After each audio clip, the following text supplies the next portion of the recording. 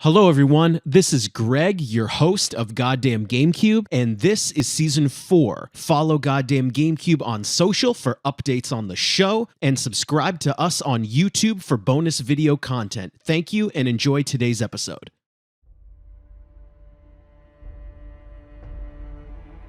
Hey, everyone. Welcome back to Goddamn Gamecube. This is Season 4, and you knew what we were going to start with, right? Like, we didn't have to tell you. Today, we are going to be starting with Elden Ring. We've got some compliments. We've got some grievances. We are really happy to get Season 4 off to a really fast start. So I'm actually going to kick it to Riley right away. Sure. But in the room, we have myself, we've got Nick the intern, and Riley, please take it. Let's go. No, yeah. So before we get started, I just want to welcome everybody to Season 4. We've had a little bit of a break. Sorry for the false starts there, but we wanted to make sure this season was extra special. We adopt a philosophy here of continuous improvement. So we're going to be making a couple changes to the structure. A little bit more semi-formal and kind of opening up the room a little bit more. So I'm not just talking your ears off. We're going to hear from everybody else a little bit more. So let's start. Elden Ring came out a couple months ago. Mm-hmm. It is a 2022 action RPG developed by our beloved Fromsoft. Serves as somewhat of a spiritual successor to the Dark Souls trilogy, but it also takes cues from other recent Fromsoft titles as well. Published again by Bandai Namco. We're back from Activision from last time. Directed by the great Hidetaka Miyazaki, with notably some world-building aspects done by the author George R. R. Martin, famous for, Song of Ice and Fire, Game of Thrones, all that good stuff. So to start, I'm just going to address the setting/premise. It's set in a place called the Lands Between. Players assume the role of a Tarnished, which is basically a hollow from the Dark Souls world, tasked with confronting the offspring of the god Queen Marika, and challenging them for their inherited shards of the titular Elden Ring. So that is kind of, it's a very sort of Lord of the Ringsy, beginning where you have kind of this setup of what you're going to do. I want to start first with a lot of the stuff that this introduces, that carries over, mechanics, features, kind of stuff from the previous games. So I'm going to say that the greatest strengths of the game, they come from the level of customization and exploration available, kind of harkening back to the first two Dark Souls, freedom of choice for your character as a defining aspect of the RPG genre. You don't really feel locked into a particular path, class, or play style in the first couple areas of the game. You can pretty much, I respect at one point, you can kind of, and I did hear that it wasn't necessarily considered sort of a capitulation. It's kind of like, oh, so, maybe your character starts out as a knight and then they turn into a sorcerer at some point, and that's kind of their own little story. It keeps elements that worked good from previous games, like the flasks, instead of, doing something else like the blood vials, whatever. You can level them up with tears and seeds, kind of similar to previous games. You have runes, which are basically souls as your currency, and transmutable boss souls, which are now, I think, more useful than ever because you have the opportunity to duplicate them. And that kind of encourages experimentation if you want to try out a different spell or weapon or whatever. There is a new block and counterattack move that kind of feels like an easier version of the Bloodborne visceral attack. I have no strong feelings about it personally, but it does give you and sort of your peers, the kind of tarnished level enemies, an extra kind of back pocket move. Did you guys like that? We're talking about guard counters, right? Yeah, like, and you can go do like a shing, right after it happens. I like that they included it because in past, especially Dark Souls titles, you're not really that incentivized to use a shield unless you're going to parry. Right. Like actually blocking with a shield is typically not ideal in any of these games. It's but true. this game kind of made it optimal. I shouldn't say optimal. It's at least a reasonable choice to block it gives and you a deflect little an more attack. incentive. And I think like we're gonna get into this later, but in terms of like having a big heavy shield character, you're right, it is not ideal in most cases. Another reason I like it too, sorry if you were going to bring this up a little later, because it also allows you to poise break enemies a little easier as well. Yeah. I mean, there are certain opportunities, especially, I mean, just for like smaller ones where you can pick up the pace of combat a little bit more. So they also have stealth and jumping now, borrowed from our beloved Andy Sekiro. Adds a little bit of extra layers and options to the gameplay experience, but I didn't feel these were super well implemented. Platforming is kind of as derpy as ever, maybe a little bit more control than, the part in Bloodborne where you have to roll down to that little platform. It's very kind of, just luck is a huge factor. So I guess it's a little bit more intuitive now that you have control over your jumps. But it is kind of hard to gauge what kind of falls are going to hurt or kill you. Some items do exist to mitigate damage, but there's a limit.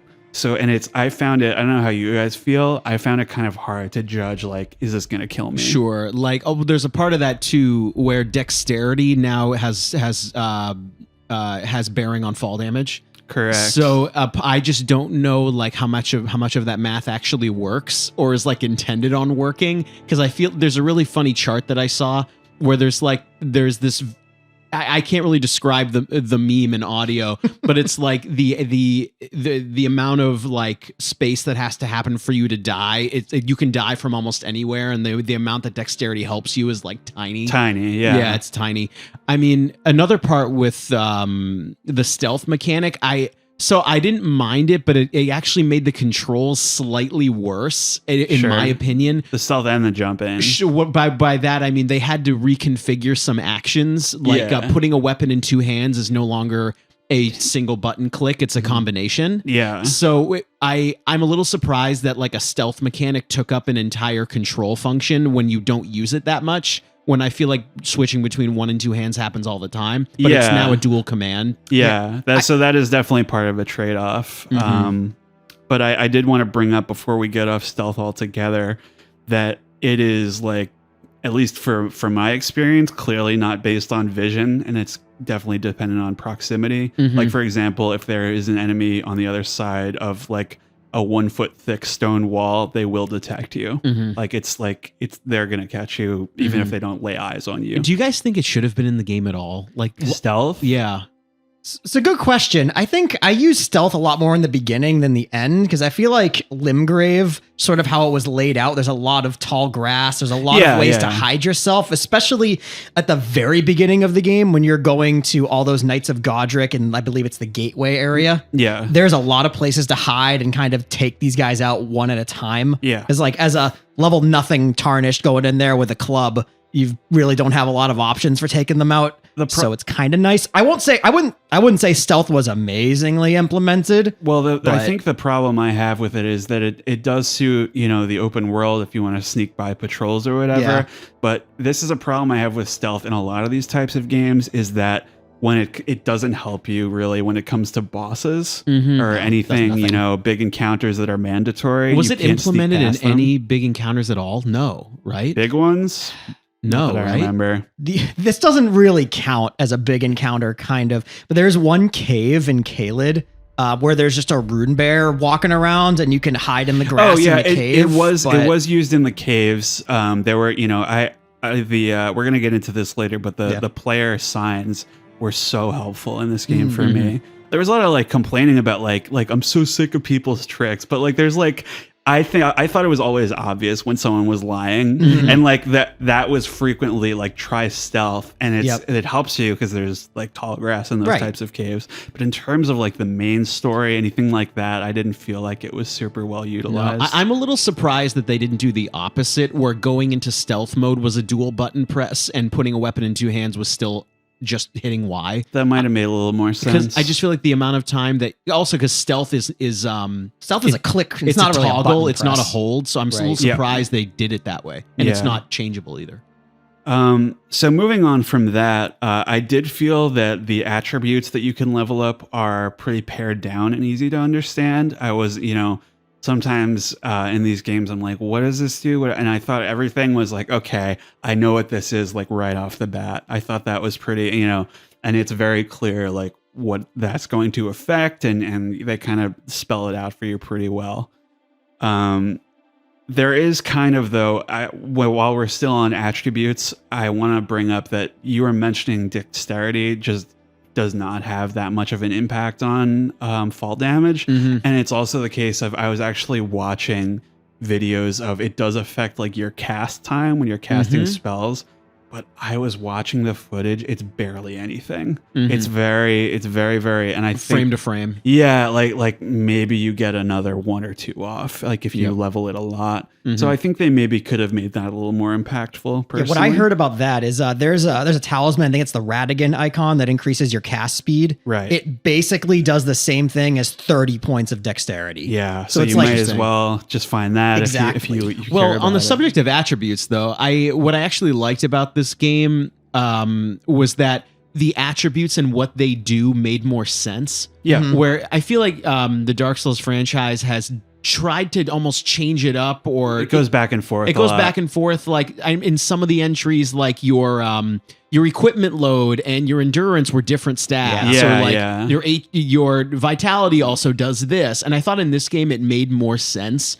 Where it's very clear cut. Yep. Where I believe, and correct me if I'm wrong, in under the description of your strength stat, it also increases your physical defense. It does. It makes sense. Okay, if you're strong, physical defense is going to increase. If you're dexterous, you're going to take less damage from falling. You're going to do things faster. It just makes a little more sense than it has in other entries. And dexterity is also good because doesn't it also govern how easily or not easily you're knocked off torrents? Yeah. The horse. So, sure. So you mentioned, kind of in the same vein, you mentioned poise earlier. The poise system to me is a complete mystery. It felt very frustrating during situations where you get knocked down and your character won't get back up, even on foot. You talked about getting knocked off turret. I felt like for some reason in this game it was happening a lot more where you were just kind of on your back and it was like, get the fuck up, you know what I mean? But I did like, there was one other thing, I'm not sure if it has anything to do with poise, but I like this new thing where you get knocked back while you're guarding and you slide back. I thought that was really cool. It made the fights a little bit more interesting and kinetic, kind of like anime moment. But speaking of the get up, mashing B or circle or whatever to get your person up. You and I didn't talk to you, Nick, about this. I didn't think to ask you. Wow. Okay. No, I for whatever reason, you can share it now. But I asked Greg about input lag. Yes. I experienced a good amount of this, and I was having some computer troubles at the time, and I wasn't sure if it was something with the driver in my controller or something. But you mentioned it as well. Input lag, unresponsiveness affected both Greg and myself to the point where I was like mashing buttons every time I needed my character to perform a certain action. Yeah. So what's actually interesting for our audience listening, a pretty cool trio that we have talking about this game, because we all played it on a different platform. That's true. I played it on the Series X. Riley was on PC and Nick was on PS5. So we're going to give you a taste of all three. Sure. So did you experience that at all, Nick? All right. So I experienced the same, I'm not sure if you can call it input lag, but I experienced the same frustrations with that as I experienced with Dark Souls 3. Yeah. Where sometimes you'd hit the button and it would not do anything, or it would also, I think it might be called input memory. Like you input a roll, but you get knocked back. But even after that sequence happens, is you still roll. Well, that's what's kind of frustrating about it, is that those are like uncancelable. Yeah, exactly. So if you are thinking that it's not working and you mash R1 a little too many times, then it's gonna, fuck you up. I experienced the same thing in Dark Souls 3, and it's funny because I don't experience that in Bloodborne, where I think that game is very responsive to everything you do. But then Dark Souls 3 and then this game weren't quite as I wouldn't say I experienced a ton of input lag issues, but I think a little bit. The biggest control issues that I had were, number one was input lag. Number two, I talked to you guys about this a lot. My targeting system was half broken the whole game. Really? I don't understand. I don't understand what was happening. I can sympathize with this. So go ahead. So we haven't talked about the horse at all, but what I tended to happen to me was when I am trying to lock on to a target on a horse, the target would move to non-enemy characters all the time. Animals, yes. It would target like unimportant stuff, and of course your camera flips. It happened to me so often. I didn't understand. Like I tried to toggle. There are a couple of different targeting controls you can change, like auto target for you, yes or no, move target after death, yes or no. Nothing helped this. Right. And I found myself in several frustrating like situations where this targeting system to me felt a little bit more broken than I've experienced in the franchise, but in theory it's the same. I don't understand what was happening. I think it's mainly because of the open world and animals can be killed for resources or whatever. Mm-hmm. So I guess you should be able to lock onto them. But you mentioned maybe they should have just added like a menu toggle. Like, do you want to be able to lock onto non-hostile? Oh, that's a non-hostile whatever. Things. Yeah, I'm surprised it wasn't in there.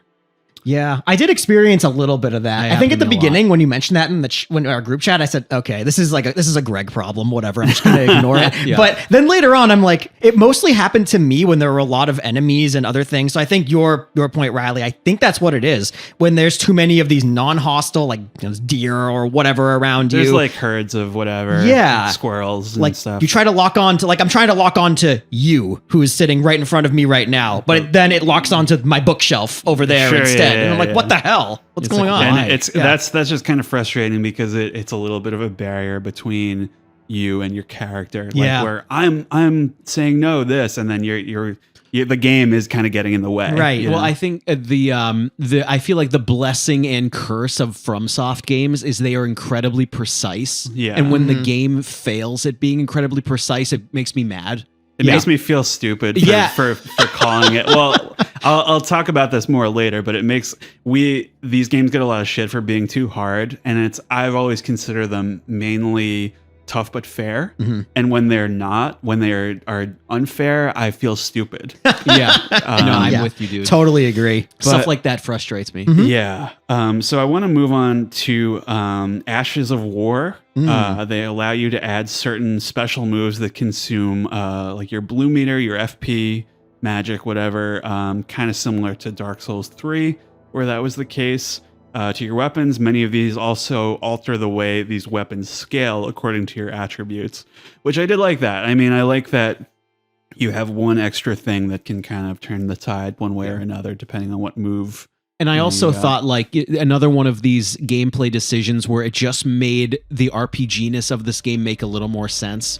Yeah. Or if you do this to your weapon, it's going to scale differently because of the move you've put on it. Right. I like this. I don't know whether you'd call it a change or just sort of a variation on their theme. I thought changing the scaling with what special weapon move you have was fine. Yeah. I won't 100%. Go too long on this, but I loved this system because of how customized you could get. Yeah. And the other thing, so I guess first off, it kind of started, Dark Souls 1 kind of had some of that going on, but Dark Souls 3 is really where they started with weapon skills. Mm-hmm. Yeah. But this one, now, every weapon has a weapon skill. You can put on almost anything to a standard weapon. And the other thing I really liked is when you get the different wet blades, you can add different scaling, even if you put on, like, let's say you put on a flame attack on your weapon. Yeah. You could use the iron wet blade so it then scales with strength instead of scaling with faith, like if it was fire, which is pretty cool. Yeah, it's a little bit kind of it's a more flexible version of how you used to kind of in the previous games use this particular type of stone, and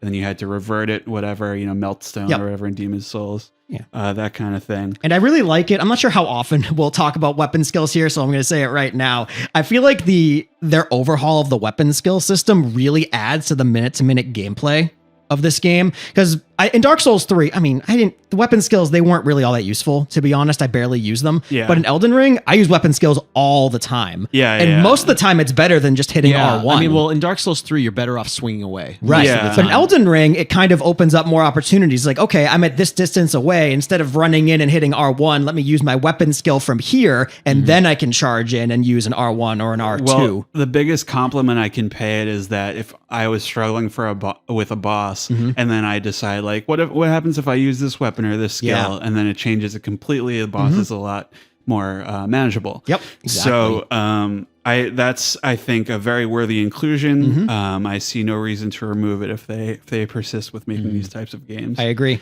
On the other hand, we have Ash summons and spirit tuning, which allows you to collect the spirits of NPCs and enemies to help you in battle, which is a first for the series. Besides, summoning friendlies and stuff like that.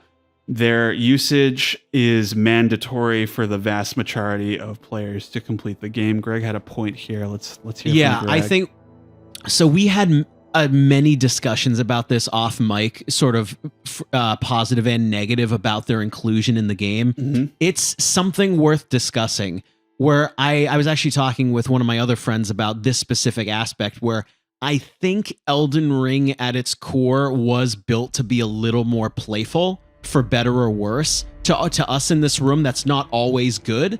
I found myself in every other Dark Souls game I soloed. I'm not like trying to sound like I'm just better than everybody at these games. I'm not. But I found myself, I beat every boss solo in every game. But in Elden Ring, I'll gladly brag. Yeah, I'm sure. I mean? But in Elden Ring, I said, I feel like a lot of these bosses and encounters are built for you to summon your buddies and play around. It just felt like a spirit of the game, for better or worse, it is playful. Spirit of the game. Perhaps, I like that. Perhaps maybe making a little more accessible to and it's almost like a way to make the game quote unquote easier, but appeasing the debate of there shouldn't be difficulty sliders. And I don't really want to get into that. And I'll get more into this later, but I think the problem of that is that it is, you add that option, fine, but the game is not balanced enough for single player. No, it's not at all. No.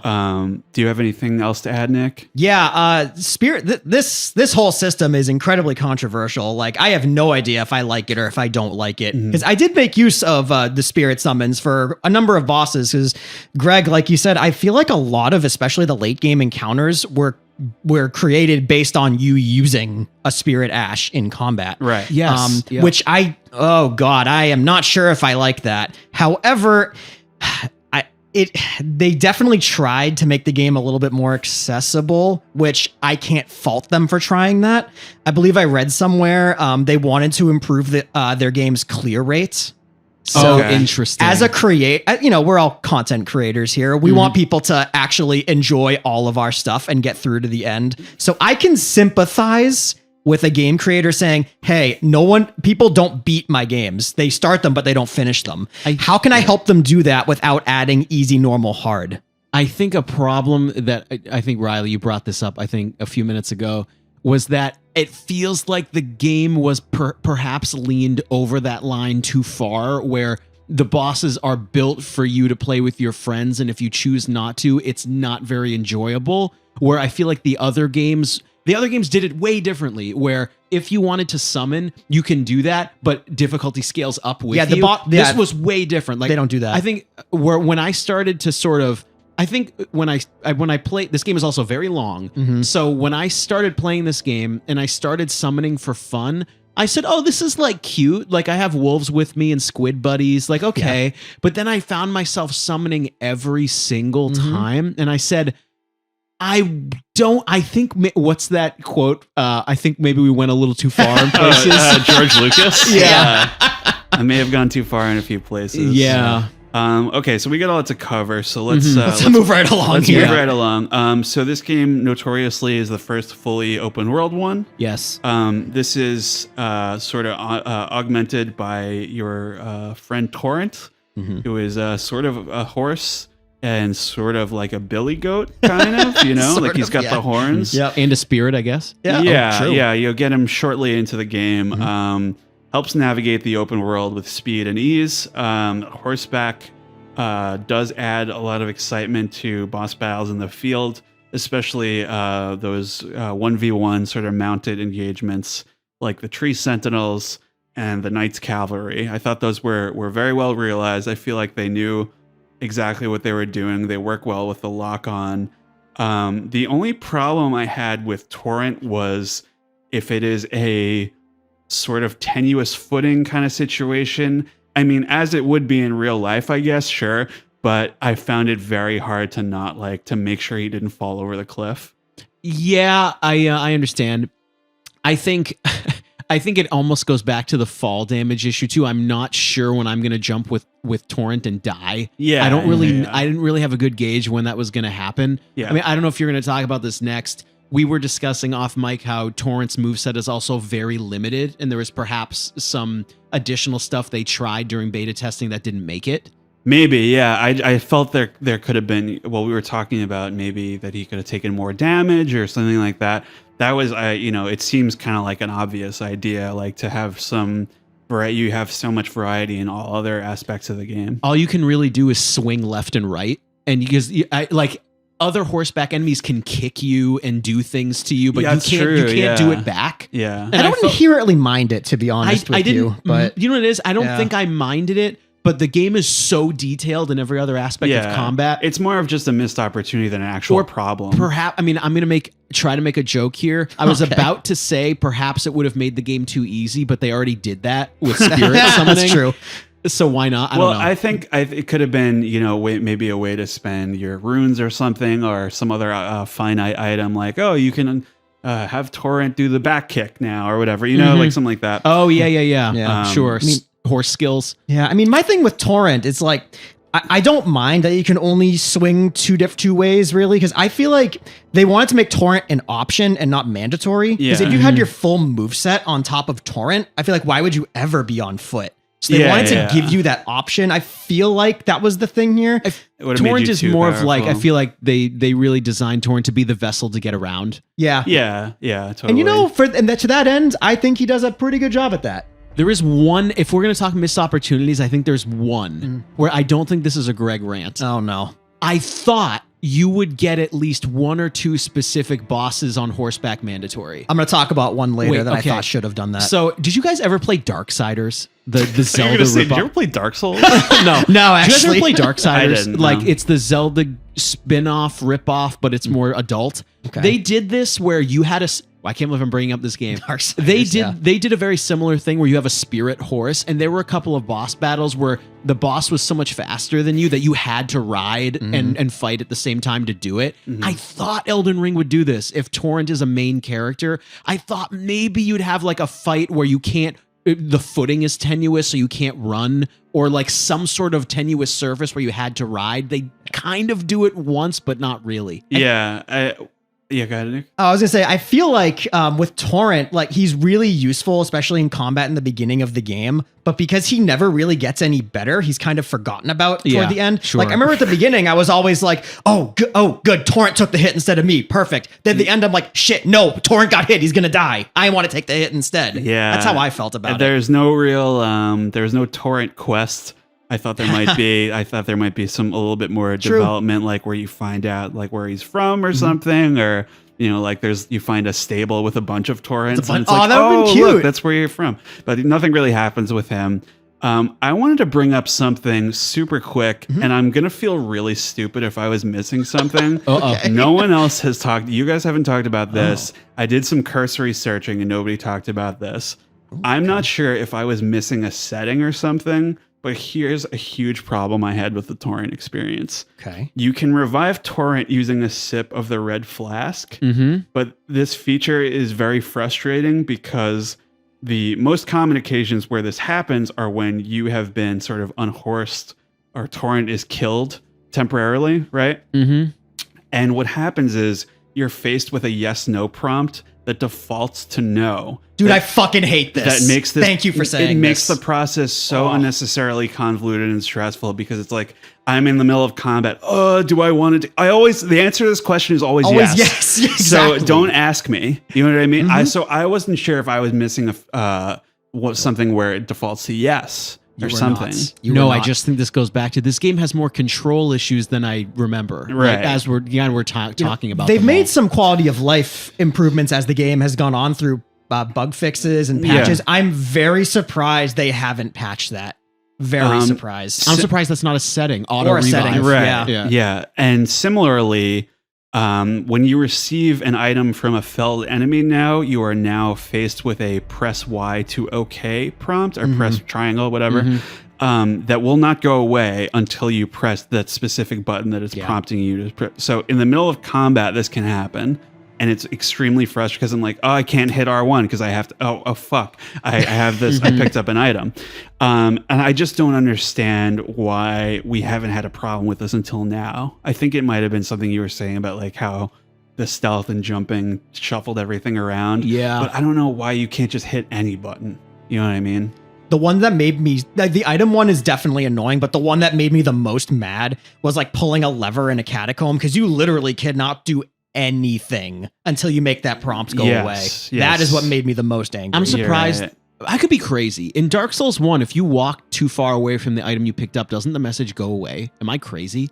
In one of the games, I think that happens. Or if you pick up an item and enough time or distance goes by, it kills the menu. I could be wrong. I think I'm right. Maybe I'm so used to like A or X or just whatever, let any button do it. Right? Yeah. It should have been any button. But, Yeah. oh well. Anyway. Anyway, indeed. So sites of grace are sort of the new bonfires. And they can be fast traveled to from the start so long as no enemies are nearby. But for once, I didn't have a huge problem with this.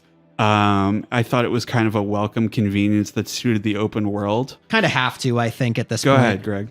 So Greg has grievances with this. Of course he does. Why doesn't So, Nick, you and I have talked about this off mic a little bit. he? Ooh, okay. So, okay, here's my problem with this. Well, I mean, they're just bonfires. We also haven't made a joke yet where Dark Souls has just become a Mad Lib at this point. Yeah, pretty Yeah. much. Like blah, yeah. blah, blah, tarnished undead, blah, blah, blah, Blah, whatever. blah, Site of bonfires. Graces, bonfires, whatever. We'll get into it. We'll get into it. So, my problem with this Site of Graces thing is I don't want to dip too far into like the gameplay philosophy of this game yet. We're probably going to get there.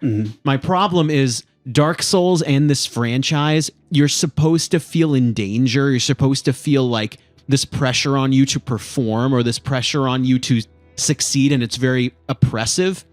What I did not like about this Site of Grace thing was you can warp to a Site of Grace from anywhere. Yeah, and here's that's the problem. The dungeons. Like, status ailments are worthless. Like in this game, oh no, I'm poisoned, I'm gonna die, fast travel, and it goes away. Like that bothers me. Where here's where I thought they would change this, and they don't quite get there.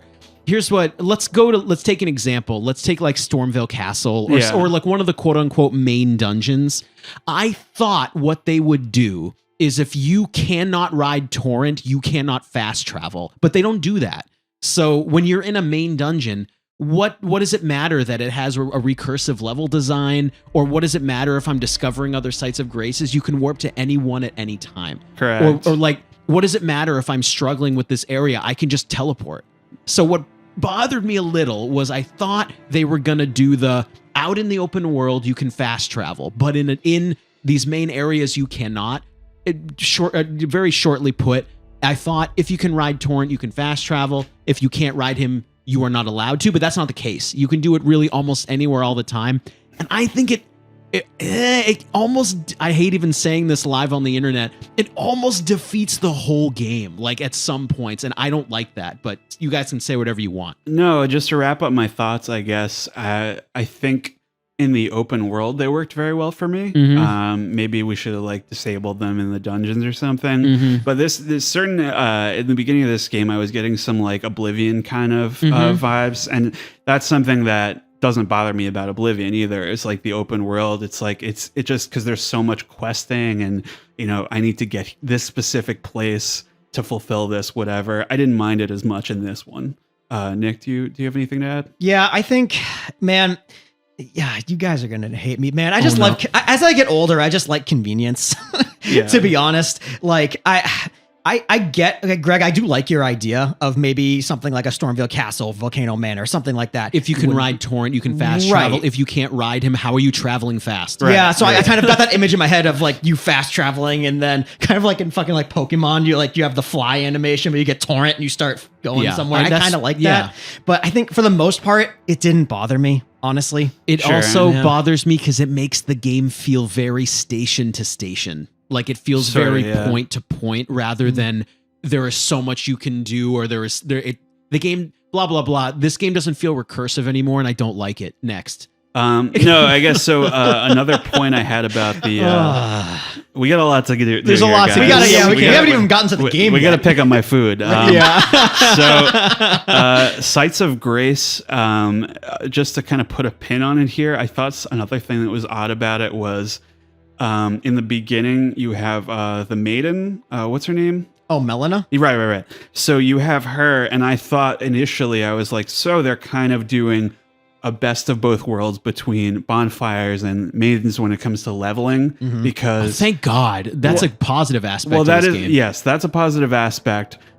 However, she appears so infrequently that I wonder why they bothered at all. She only pops up at story points. You can only talk to her after like a significant story event, and I'm like, why even bother with that when you can just level up at the bonfire? At least they stopped doing the warp back to level. Oh my God. Like they got it right in Dark Souls 1. Don't stop the action just to level up. Like if we had to go to the round table just to level up, that would have made me really mad. Hey, that's a gameplay positive. I'll take it. I will take it. Yep. So another positive, I would say the map is vaguer than many open world games, but just specific enough to not be frustrating. NPCs in particular, I thought that was really awesome, where you can just see them on there. You know what's funny? That wasn't always the case.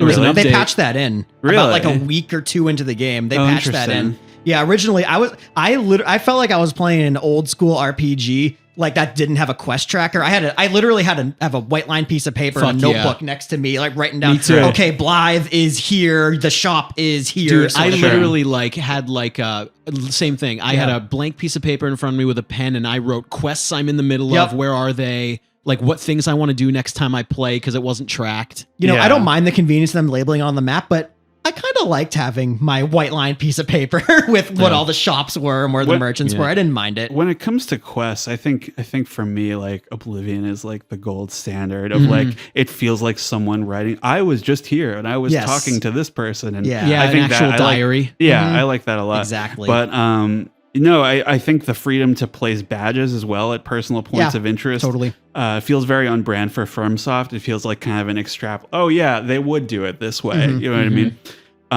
Finding map stones is very fun and exciting. I like that they are also vaguely labeled on your map.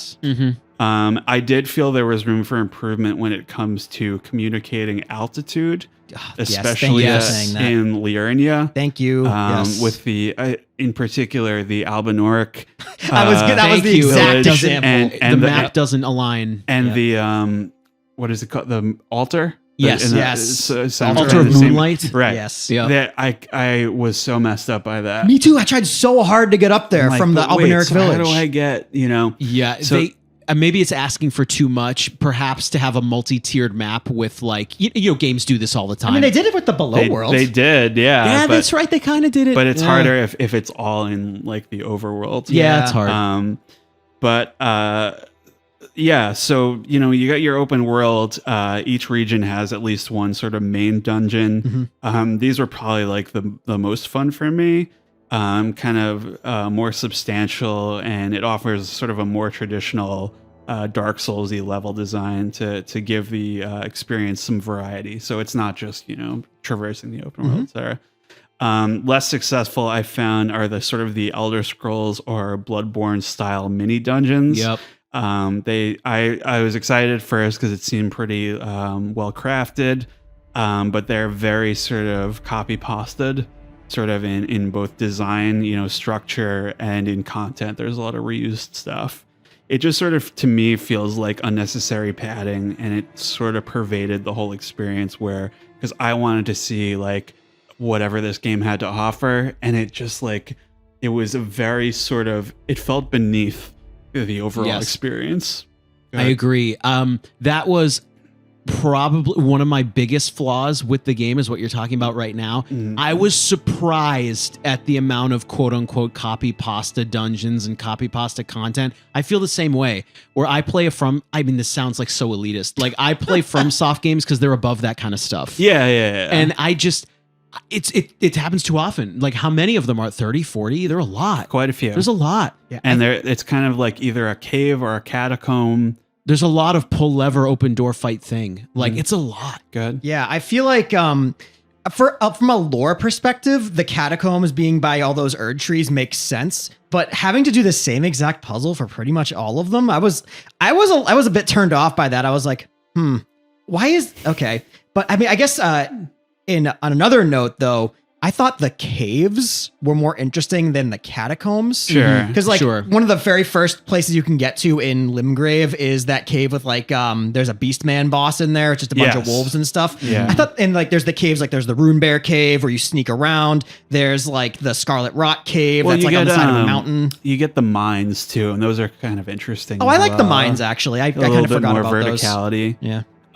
So just to kind of end this section here, it's a good opportunity to bring up sort of, I wanted to ask you guys sort of your opinion about how the open world experience translated into Souls overall. My personal opinion is that certain things they did very well, where in terms of these repetitive dungeons, at least there is a unique reward at the end of all of them. Yeah. But I felt like they fell into a lot of the similar traps that open world games fall into, and that was a little disappointing. God. Yeah, I mean, I think you and I are in agreement here, where I think one of the first things I typed in our mutual chat was, I think open world Dark Souls works, but I don't know if it makes it better. Like, not necessarily. It functions. It does function like this. I'm not going to go as far to say it doesn't. It definitely functions. Nick, before I kick it to you, there is one aspect of world traversing that we haven't talked about, and I don't know if I like it. I'm not sure, but it's really quirky. What, the springs? Is that the thing where you get warped to a totally different part of the map? No, I was talking about the No, Spirits. that's hokey, and I don't care about it. All right. Like, fair enough. I think you guys encountered this, right? Where you encounter a trap and it sends you to a part of the world you've never been to. Right. I don't know if I like it. Loved it. I think I liked it once. Okay. Where there's one in Limgrave that takes you to a high level area. It's like, holy shit, what the fuck just happened to me? Well, you wind up in one of those mines. Yes, right? Yes. Mine, I think what happened was it started spoiling end game areas before I got there. And I started not liking that because a big part of the Souls like vista for me is, whoa, look at this new place I'm in. But when it spoils a little bit of it, it made me feel weird. Like a place that you can't reasonably explore until later. And it disconnects me from the game a little. Yeah. I don't know if that makes sense. I think it made sense like when it was in the chest, the fog comes out and it's like, oh, well, we haven't seen this before. I thought it was going to be a mimic or something. Yeah. But like there are some that like can take you to the capital like 30 seconds into the game. Or I shouldn't say that. It can take you to the capital really early, but I'm like, oh, I thought that would be like a special moment. Right. It's kind of It is a dead end though. It is a dead end, but it feels weird that I was spoiled what the area was. I'm kind of like that about like, don't show me late game areas in like trailers, you know, like I want to have like a wow. And there are those moments if you happen to miss those traps. But if it's all right, I'd like to get into aesthetic stuff. Unless you have anything else to add or. I was going to just touch on the exploration because I have not answered the question of whether I like the open world aspect. Sorry, go ahead. Sure. So I will say I'm not even going to count like the dungeons and whatever because those, honestly, some of those are hit or miss for me. Yeah. I think where this game really excelled in being an open world game is the exploration. Mm-hmm. I think Torrent is probably one of the best iterations of a horse-based mechanic I've seen in video games in a long time. Mm-hmm. Typically with horses in games, you hit a button. The horse comes to you. It might not even be next to you. You hit another button to get on the horse. Then you can start. No. In this game, you hit one button, you automatically jump on Torrent, and you're sprinting. Yeah, and you're ready to go. It's pretty sweet. Fucking whistle is burned into my brain. Exactly. I mean, there's the spirit springs that allow you to scale the mountains. Yeah. There's also, if you're trying to get down, they sometimes have those like little lips sticking out that you can kind of jump down to get to lower areas. Yeah. And I think this might be my only opportunity to talk about how you're talking about like the headstones that come out. Yeah, that's pretty cool. Yeah, it allows you like more ease of access to other areas, you know, because I feel like in other open world games, sometimes getting somewhere is a gigantic pain in the ass. Yeah. But in Elden Ring, I never felt that.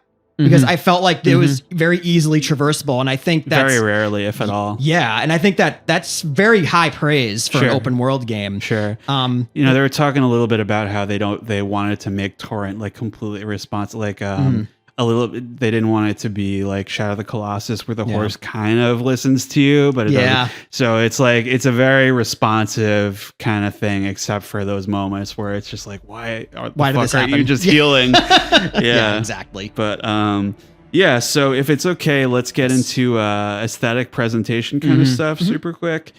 I have some grievances in terms of.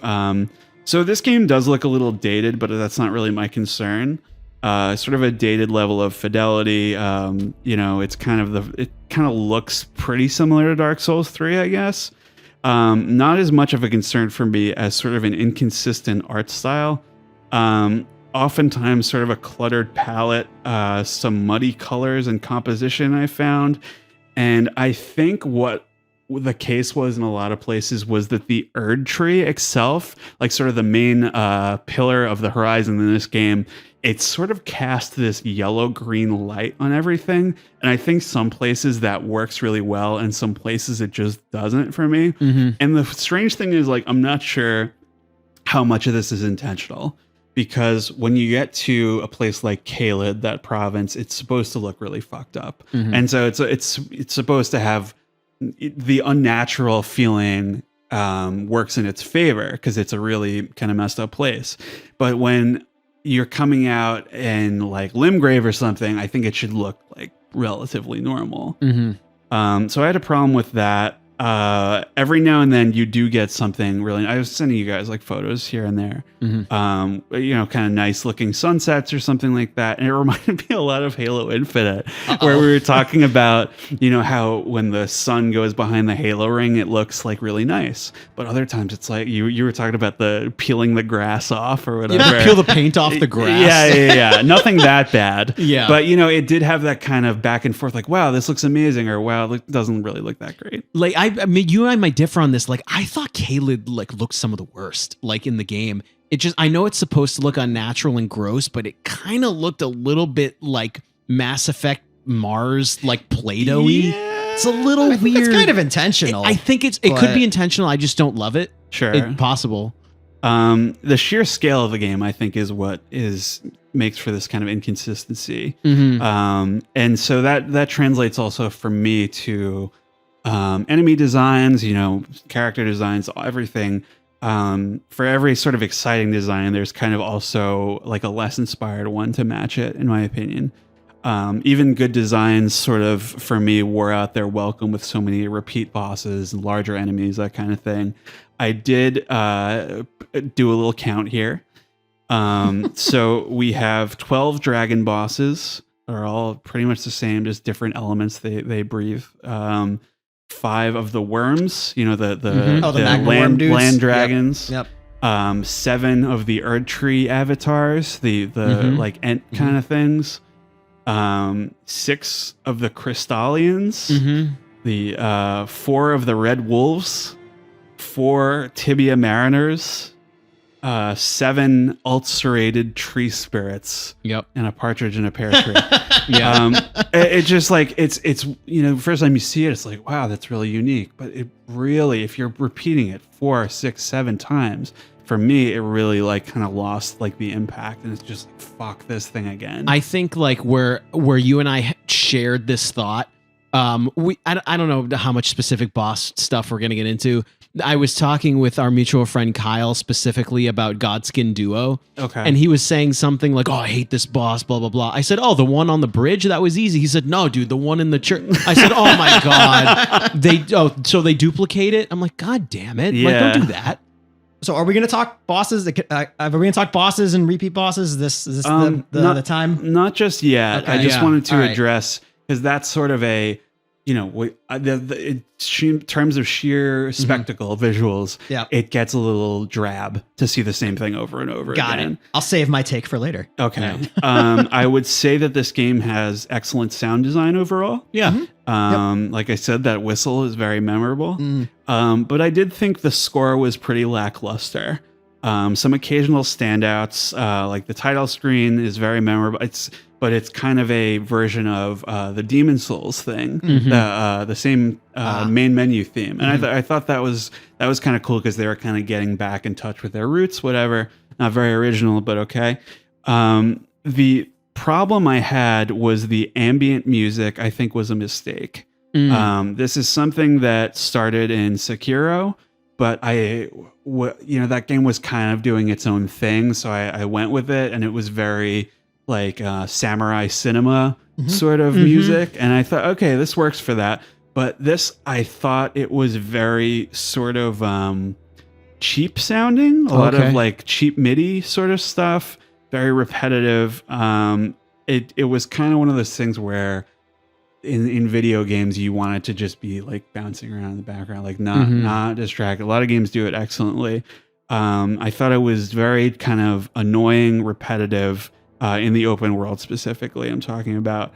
And this, for me, detracted from what I like. Something I noticed, one of the first things I noticed about Dark Souls 1 when I was playing it is that the majority of the time when you're exploring the world, it's completely silent. Yeah, and I think what was effective about Dark Souls 1 is like Firelink Shrine has music, but so when you come and go, you kind of like, oh, I'm in this safe place because I hear the music play. It makes it special. Yeah, exactly. Sure. And in terms of that disparity, you also have music during the boss encounters, which also make those special. So when you have kind of this filler in between, that's just lessened a little bit. So I guess just to cap off this segment, what did you guys think overall about the way this game looked and sounded?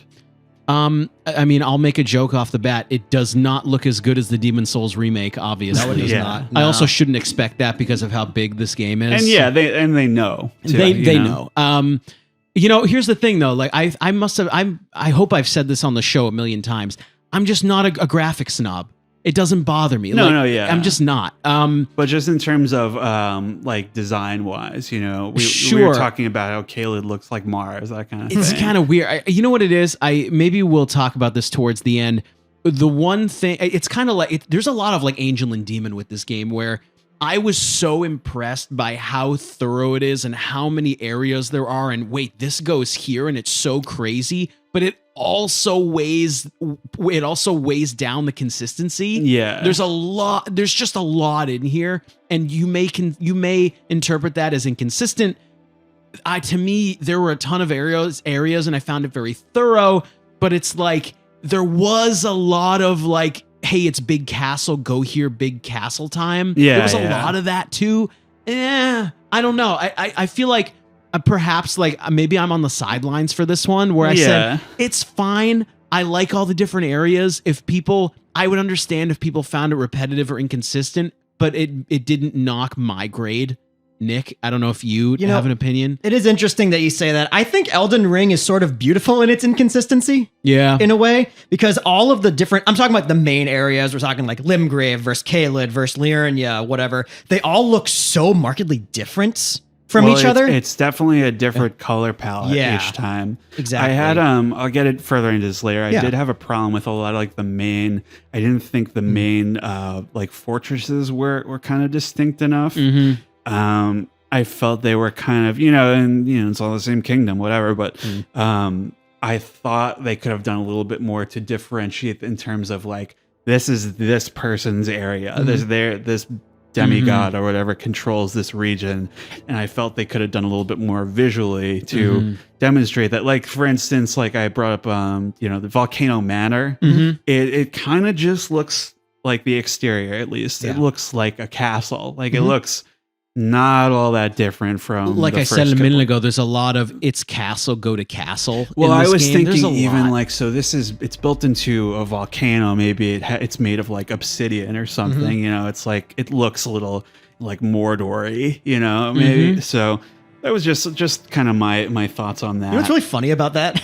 They never get the fire areas right, do they, in these games? No. They never really get it right. No. From Demon Ruins to Volcano Manor, they never really get it quite right. I want to think about it, but we don't have enough time.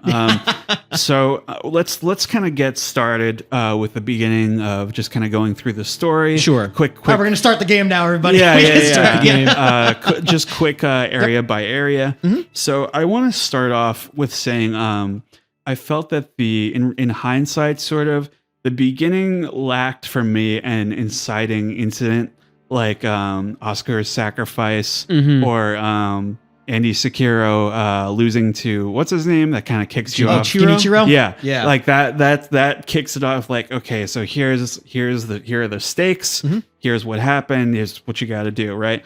I felt that was somewhat lacking in this game. The motivation for the majority of it, I guess, is becoming the Elden Lord. And I felt that was very vague and generic as an objective, and it could have used a more personal touch to motivate the quest. It feels like a Mad Lib. Like we've seen this become before. the Link the Fire. I'm glad you said that because what I've thought, the FromSoft last game, we're not counting the Demon Souls remake, was Sekiro, Right. where they made a legitimate effort to tell a story. Yeah. Like a more traditional story rather than what I usually do. So Yeah. I thought maybe we would get a little bit more of that in Elden Ring. Yeah, We really yeah. don't. I'm not saying I'm disappointed that we didn't, but I thought maybe there would be a little bit more, I don't want to say effort, but I'm going to say effort into the storytelling. Like you said, the stakes, especially at the beginning, it's like, I'm going to go because I'm playing fucking Elden Ring. Of course I'm going to start, but there's not really something that propels you forward Right. at the very not start. really. And also, like we're veterans of the franchise. Yeah. We've seen this kind of stuff too much. Like it's one of these, like, we love this franchise. Yeah.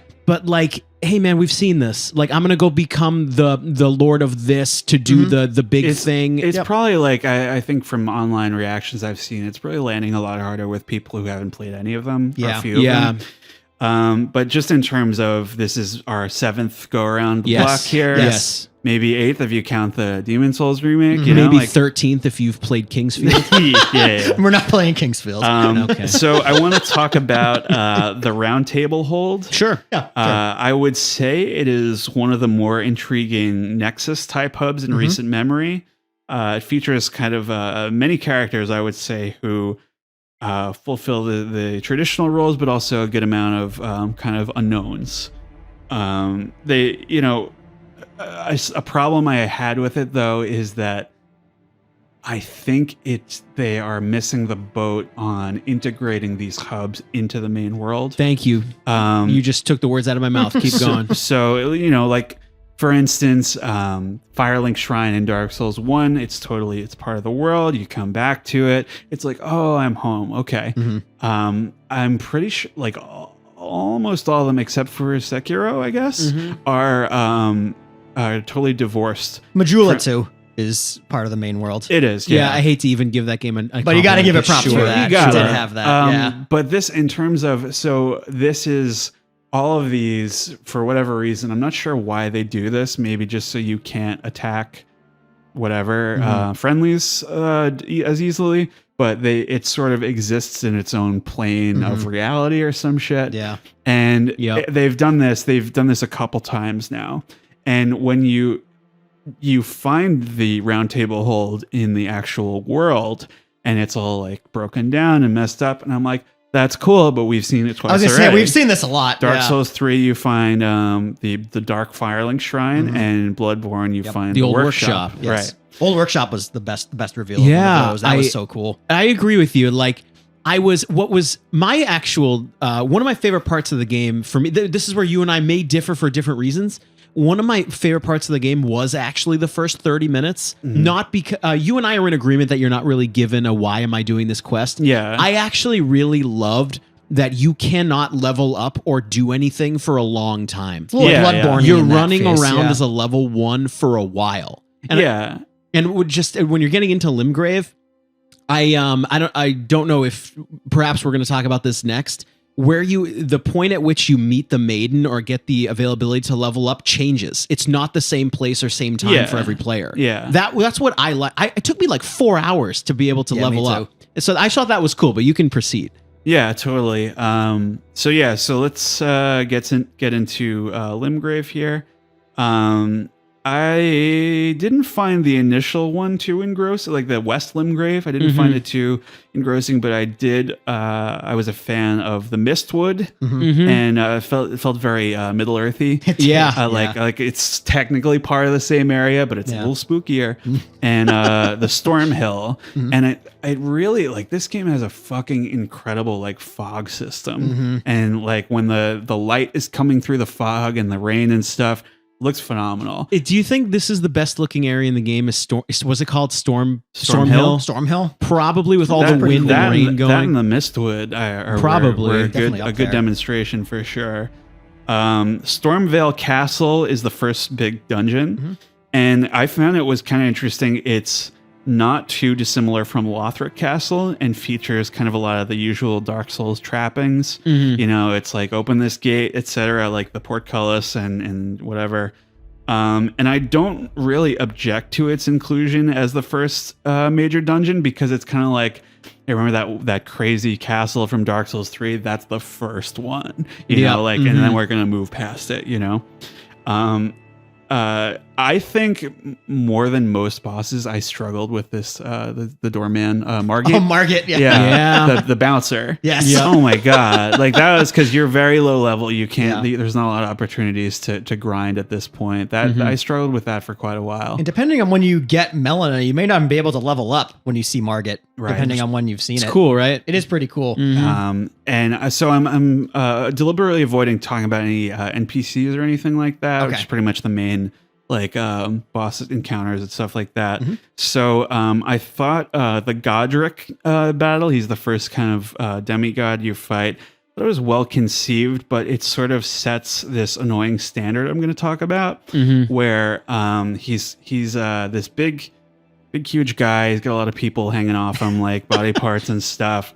And we talked about this already. I remember distinctly in Dark Souls 3, I think, where they start playing games with the timing and the boss attacks start coming like from like Bloodborne, Dark Souls 3 onward. They start pausing for like 1.5 seconds.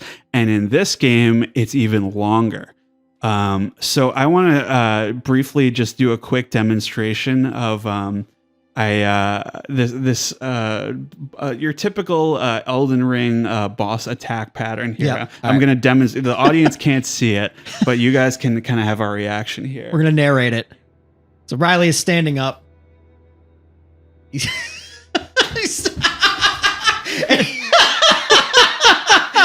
So Riley has just jumped up, walked very, very slowly, and then repeatedly punched the air about 30 times with no time to react. And that's how a lot of bosses in Elden Ring operate. So that's how it goes.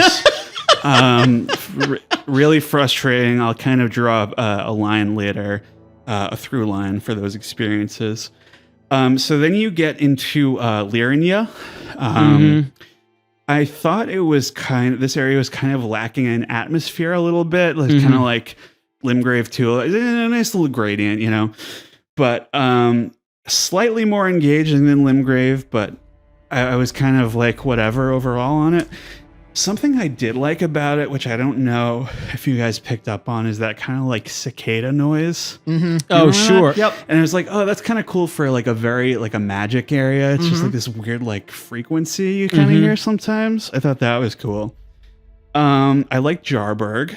Jarburg was very sweet. Jarburg. Wasn't that also patched in? Jarburg was patched in about a week into the game. Way. It was not original. There's actually something really funny, speaking of the map and Jarburg. What? So they patched in Jarburg, but they didn't update the map. So it looks like you can get to Jarburg from like this little cliff, but there's actually no walkway to get there. So if you go there, there's a bunch of messages that say, beware, liar, map, and stuff like that, which is really funny. Wow, but yes, Jarburg is fantastic. I'm glad it was a very quick addition. I can't believe that was like a late game. It was like a week into the game, maybe the very first patch. That's insane. I love the ones that are like mimicking the sunflower. I love it so much. Such a nice, serene area. I loved that. Yeah. I wanted to bring.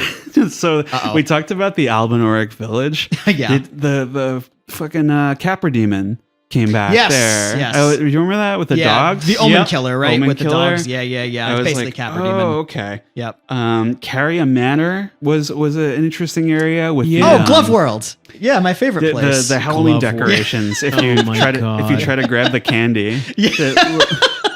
What weird little guys. Oh, you mean the hands from Ocarina of Time? Yeah, exactly. The Wall Masters. Yeah. That Freaked was the kind hell of out of me, interesting. Raya Lucaria is the Magic Academy. Pretty cool in concept, and everybody looks like the Burger King mascot. Burger King. Yeah. I like stuff like that, where it's like only an American could not conceive of doing something as crazy as this. Yeah. And you get like player messages that said "Visions of Monarch." Yeah. Like, get the fuck out of here. I love that. I liked the boss Renala here. Mm-hmm. But Very I atmospheric boss. did feel that she was somewhat of a retread of the Fool's Idol from Demon Souls. Sure. I could see it a little. And kind of the same arena as Rom. Yeah, I they thought did, it was- they did kind of the Moonland The thing. Moon Lake. The Moon Lake thing. So just filing that away for later. The Altus Plateau, I really like the look of this place. It's all kind of I feel like I haven't seen that in a game before where it's all fall like all the time. Excuse me. You never played Banjo-Kazooie? Shut up. That was one. I'm talking about only fall. That was 4 seasons. And not the hotel. Not the hotel. And not Frankie Not the Valley. landscaping company. Oh my God. Listen. You know what I liked about this area was the shaded castle. That was kind of like a mini dungeon. Pretty cool. I like stuff like I that. could be misremembering. In the I keep calling it the Atlas Atlas Plateau? Plateau. Yeah, I do that all Altus the time. was there an overworld theme that was kind of what's the word? Kind of eerie. Yes. Yeah, where I kind of like, because it looked like fall, and how I think maybe what you're getting at is I'm going to keep calling it Atlas. The Altus Plateau almost looked like that it was frozen in time a little bit. And it looks pretty cool. I enjoyed Altus Plateau a lot. I think Yeah. it looks great. I like the overworld theme to the Altus Plateau, like you were getting And that's at too. why when the game warps you there for memes, it blows it for me. Like, because like for memes. it's for like, shits. it's like because I liked walking into the Altus Plateau and be like, oh wow, where are we? Yeah. I get it. And you get the Windmill Village with the ladies. that was so The weird. Resident Evil 4 the part? Midsummer ladies Oh, dancing. that's so creepy. Yeah, that was pretty cool. I liked it, I yeah. thought it was maybe even like a little underutilized. I thought it was underutilized. Like they actually had a couple of village sections in the game that I just Yeah. thought there'd be more mystery to it, more story to it. Yeah. Like there's a Yeah. frenzied village. There's Yes. a woman, the woman's village you're talking about. Dude, you know what bothers me too though? Like Yeah. that was in Liurnia, the frenzy thing. Yeah. Like I fucking saw this already with the Nightmare of Mensis. Yeah, they That do the same glowing thing where it's in the glowing up. window. Yeah. They did that again. Yeah, so I mean I enjoyed that. Kaled, let's get into here. Let's get into Caleb. Let's get into it. Scarlet Rot is a miserable nightmare. Yeah. It's kind of, I guess, it serves like as the toxin. Yeah, it's toxic. Instead of like, you know, whatever. Poison swamps have never been fun, but to me, they are not even interesting anymore. I am so done with the poison swamps. It is unbelievable. At least in Caled, at least you can ride Torrent over it, but then why Yes. is it there, I guess? I don't know. And it's But- just kind of like, it's not a surprise anymore. Do you know what Caleb kind of reminds me of? And I don't mean this as like a compliment. It kind of reminds me of like a less mysterious. Do you remember in Majora's Mask the Arcana Canon or something? Yeah. Where like Icona everything's Canon, I kind of dead and dying, and it's very mysterious and sad and weird. But in Caleb, it's just bubbly and off-putting. It kind of reminds me of like a worse version of that. So you know what part of Kaled I did like was the Celia, the sorcery town. I thought that was kind of weird and interesting, sort of unique. But I guess we should cap off this whole thing with the Radon encounter, the festival. Yes, we should. Sure. So I think this is definitely like one of the most memorable parts of the game for me. This is almost what you wanted with the mandatory horseback thing, but not quite, because you can do it on foot. And it's arguable that it's easier that way, I would say. So basically you have this boss fight with this guy. He's gigantic and he's riding on like a tiny little horse. Poor Leonard. I love that little Leonard. guy. Yeah, I know that's his name, Leonard. In like the files or something. Yeah. And it's like all his old buddies like throw a festival to see who can kill him, and he's just too OP. So he's like he just keeps like blowing through everybody. It's a great kind of original idea, and he does this huge like Dragon Ball Z kind of like meteor smash at one point, and it killed me the first time, but I wasn't even mad because like it's hilarious. The respawn is right outside. It's like you can kind of adjust for it, see it coming. Definitely one of the most positive experiences I've had in this game. Can I touch on that a little bit? Yeah. I really like what they tried to do with the Radon fight because it's so different than what FromSoft games typically do. So I don't know if you both took advantage of this. I took advantage that this is a festival. I think they meant for you to summon a lot of allies. So in this fight, summoning works a little differently, where every summon is a one-tap summon. Right. And so you can like ride around, just quickly get everybody in, get the boys in, and start heading in there. I thought that was really cool. You have a small army fighting this giant overpowered dude to try and finally end the festival. It was a little bit of this is a deep pull, but Dark Souls 2 with the Ivory King, where you get like your boys in to go. The knights that you save. I didn't summon anybody for this, but I did find out. I thought it was kind of funny that you can summon Patches and he immediately dips out. He immediately just leaves. It's so funny. Perfect. We didn't mention Patches in this game too, but I'm not mad about that. No one could be. I didn't summon for this guy. I apparently played him after they patched him. He did get patched. It's true. Like, everyone said he was way harder before. Yes. So I guess I'm grateful for that. But do you have any like sort of final thoughts? It's a pretty cool arena. It's kind of Zelda-y. The giant desert. Like the dunes, Pretty, about the fight itself, I mean, I thought he had a lot of really cool and varied attacks. It was honestly really fun to fight Radon, I feel. Yeah. I've done it a couple of times, sometimes on horseback, sometimes on foot. You know what? I think it's just a generally very fun fight to do. My experience with the festival was a little different than you guys, I think. I actually went there too early. Did you guys experience this? Where I went there too early and they said the festival hasn't started, come back. That's right. Okay. Yeah, so I actually was really weird. So I actually experienced the whole castle, got all the way up to where I thought you would do this, and then the old man in the chair told me to wait. Yeah, it's really cool because the festival before the festival starts, Redmane Castle is full of enemies. It's like a legit dungeon. But then when the festival starts, there's no enemies in there. It's totally nothing. There's nothing. So I actually had to play it like a dungeon. Yeah, but when you kill Radon, it turns into a dungeon again. Oh, okay. The festival ends. Yeah, interesting. So my experience was I beat the boss before Radon, and then it was cleared. And then I had to wait to clear something else to do it. Yeah, I believe when you get to the Altus Plateau, I believe is when the festival starts. Okay. So you go to Altus, then you can go to Redmane Castle and start the festival. It's so you get cool. a little of a world event there, and similarly, when you beat him, like the star falls out of the sky and creates a big hole in the ground. That was one of the coolest parts of the game. That was I really thought. cool. Yeah, that was kind of interesting. I think it's also a reason why they nerfed him. Because he unlocks a huge part of the game. Yeah, so especially if you're trying to improve your clear rate. Exactly. And if you're trying to go for a specific build, like if you have to wait super far into the game just to beat Radon just to get there, that's kind of a pain in the ass. Yeah. So I can see why they nerfed him a little. So, but also, I want to kind of get into briefly the underground. So this is a whole sort of a couple patches of the map have a sub level. And these are completely different areas that are connected to various well elevators and stuff.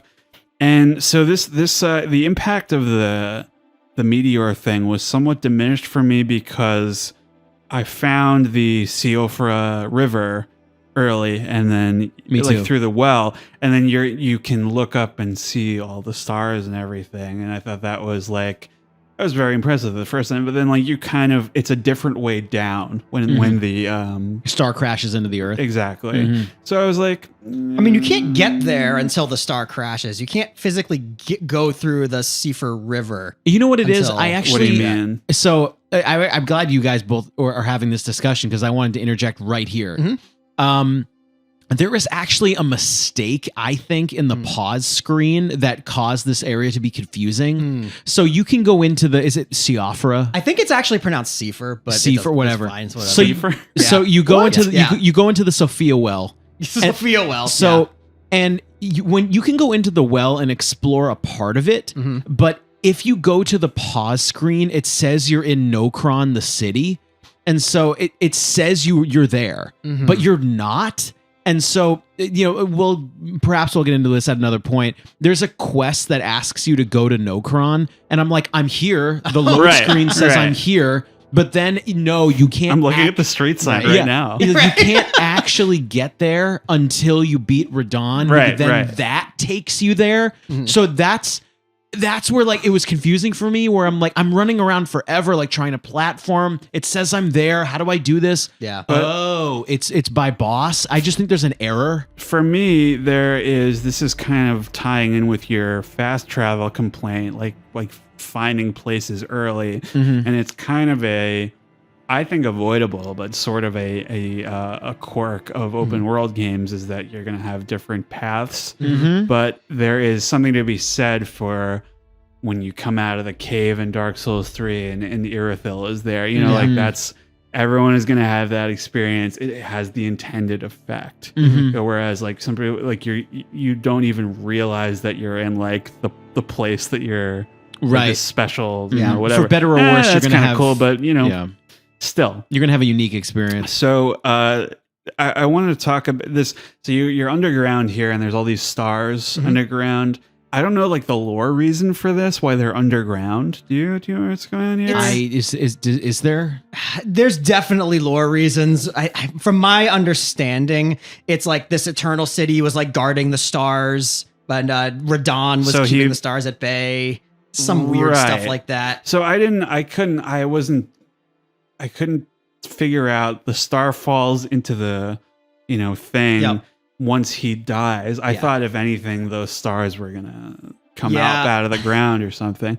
I don't know, whatever. It's a nice visual. I just I keep pushing for a space level in one of these games. Space level, I like it. We got close. We're close. Super close. But like they blew it now. We got like a half a space level. A space level. I liked the first time you do like the Harry Potter thing, the deer. It's like you light the torches and you go fight the ancestral ancestor thing. Right. What I didn't like was this is another one of those things where you fight it again a second time. Yes. And not that far away. And I was like, it's literally on like the next level up. I don't think you can get there from like if you go down the well. I don't know if you can get to that. I think next it's a level. different well or something. Yeah, but it's the same thing. It's just annoying to me because it's kind of like it's almost like a Grey Wolf Sif kind of thing where it's like a gentle creature. But like, imagine Sif came back, like that it would have fucking ruined everything. Yeah. So I wasn't able to have that sort of attachment. No. When things are repeating, and who knows? Maybe, I was like, maybe they'll bring it back a third time. It doesn't matter that you kill it because it'll come back. There's the other river with all the the Angel River, right? Yeah, all the ant things crawling around. What I thought was a huge missed opportunity. You can ride torrent in the one river, but not that one. And that's the one where they're riding on the ants. All those people are riding the ants. Yep. So you could have had an ant joust down there, and it would have been the most imagine like a boss, like they're riding on a big ant. That's what I'm saying, man. That would have been really cool. Yep, didn't happen. Didn't happen. Nope. Yeah, I found the deeper depths pretty boring. It's kind of like the Great Hollow. Very similar. Yeah. The Lake of Rot, I aired my grievances in the chat. That was pretty happening. funny. I was like, fuck this game. We witnessed the breakdown of Riley. The breaking point where I was like, I don't know about this game, man. Like, this is sort of a Poison Swamp on steroids.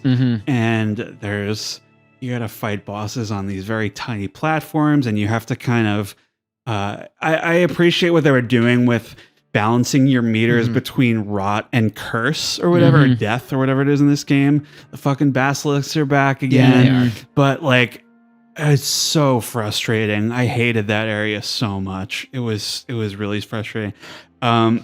I think at a certain point, I liked the Mogwin Palace. I thought that was a cool area. The blood area. Yeah, it's a very hellish and scary. It feels like an awful place to live. His boss battle, I didn't summon at all in this game. His boss battle took me so fucking long, and I thought it was tuned a bit too tough. But I like the concept a lot, where at a certain point he casts that spell that can diminish your health, and like so he will cast these rings around you over the course of the battle, and he's counting like in Latin, like 1, 2, 3, and then when he halves your health or whatever, he goes nothing. I'm like, wow, it's so fucking awesome, and it's like they haven't done something like that before, you know.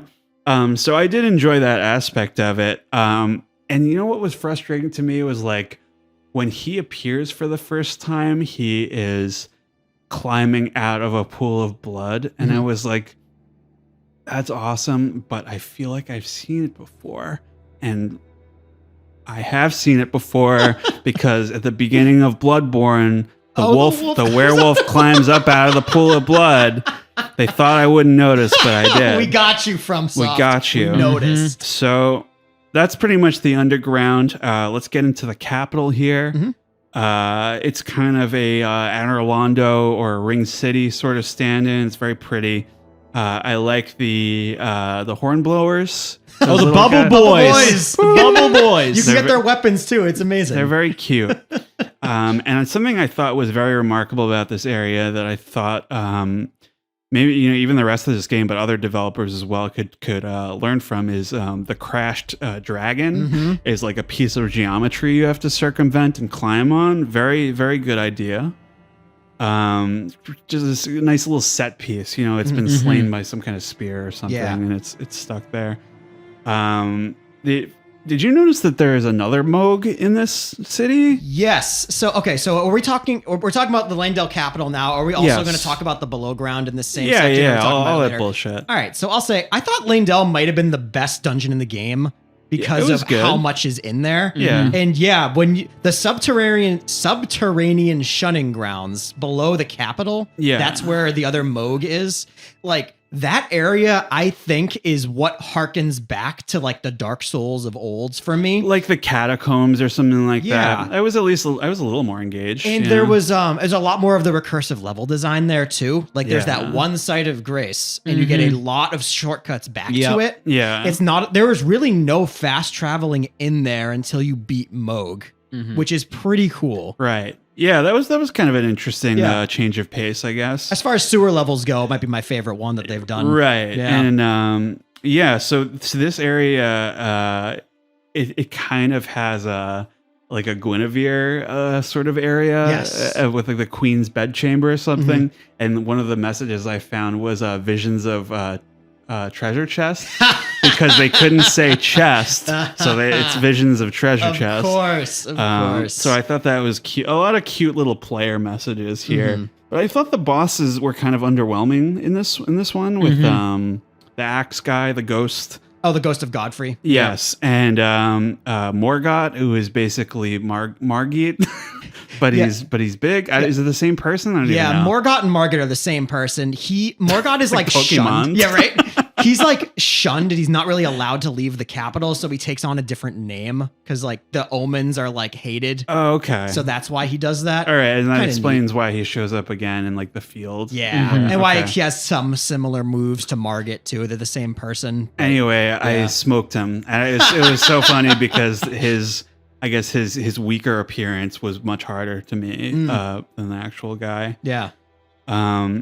But a little detail thing I noticed here, and it's one of those things where I can't tell if it was on purpose or an oversight, is that the Elden Throne is here. This is kind of like the main arena, and you can literally like break it just by jumping around it. And I'm like, weird. I'm like, so is this a joke? Like, is it ironic? Right. It was one of those things I couldn't really tell. Like, because if it's that significant, obviously it shouldn't be able to be like broken so easily, like made out of like bits of wood.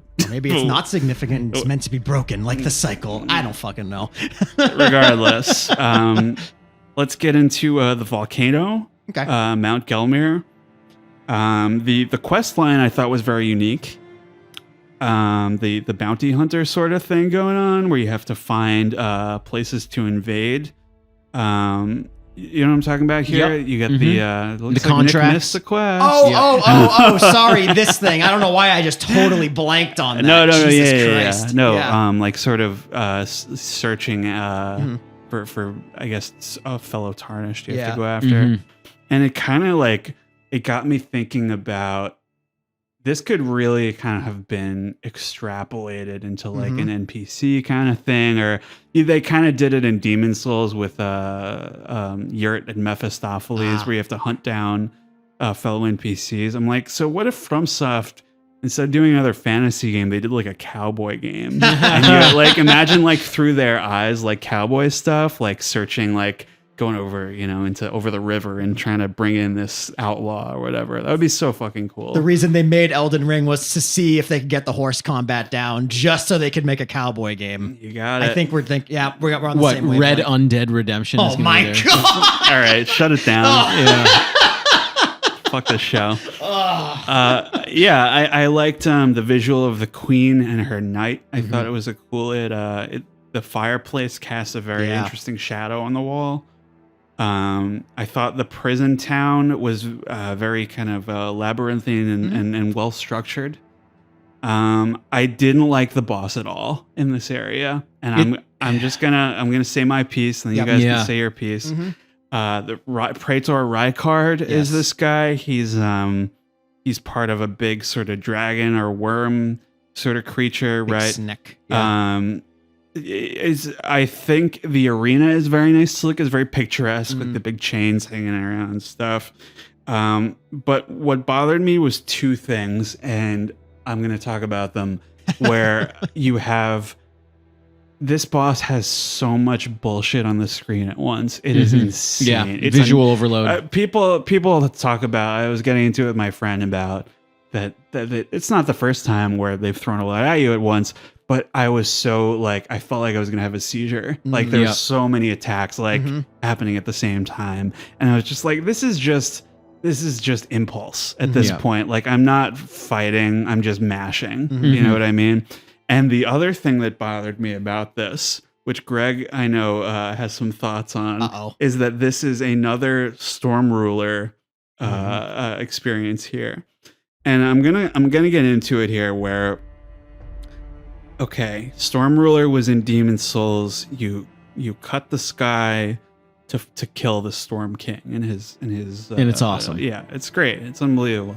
They do it again in Dark Souls 3, and it's a cute moment. Oh, look who it is again. It's the Storm Ruler. It doesn't hit quite as hard because it doesn't make as much sense. So you have to power up the special move, and it's like, oh shit. You're fighting the giant guy. boy. Yeah. And so we're hauling it out a third time here. And my problem with this is maybe you do have a weapon that is a specific thing. It only works for this boss fight. Doesn't necessarily need to be Storm Ruler. And also, this is the third time we're doing this, and we're still fucking up the concept that you literally find it when you walk into the boss room.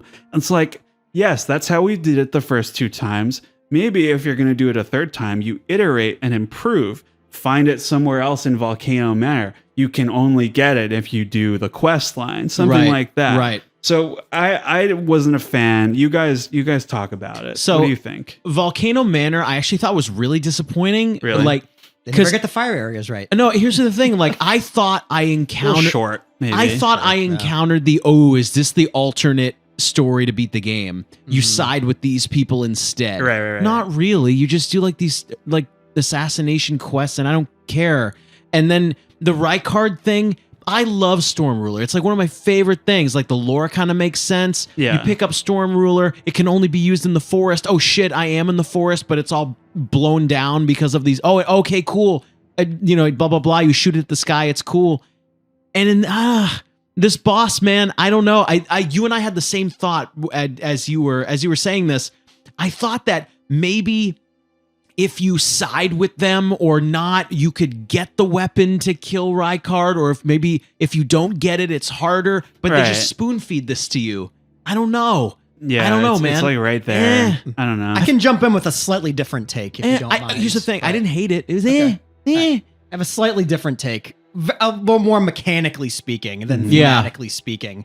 I'll get to a little bit of thematics afterward. Now, I totally agree with Greg about the Volcano Manor quest line. Sure. I thought it would lead to something more substantial. Yeah, it's just like little tangible, tiny rewards. They even tell you, it's like, once you kill your fellow Tarnished, you can never go back. Right, I thought there was going to be consequences. Right. Like, is Melina going to come yell at me? Is something going to happen? Is this the other snake? Right. Yeah, but I mean, I would have liked there to be something, because, I'm going to say right here on the podcast, Rykard did nothing wrong. I think Rykard is right. Yeah. By wanting to not have anything to do with the Erd Tree, Rykard is right. Yeah. But anyway, as far as the fight goes, I have aired my grievances with the Storm King and with Yorm on this podcast and other episodes. Like, I just get so annoyed with having to charge up the Storm Ruler. You get hit on the pinky toe, it interrupts it.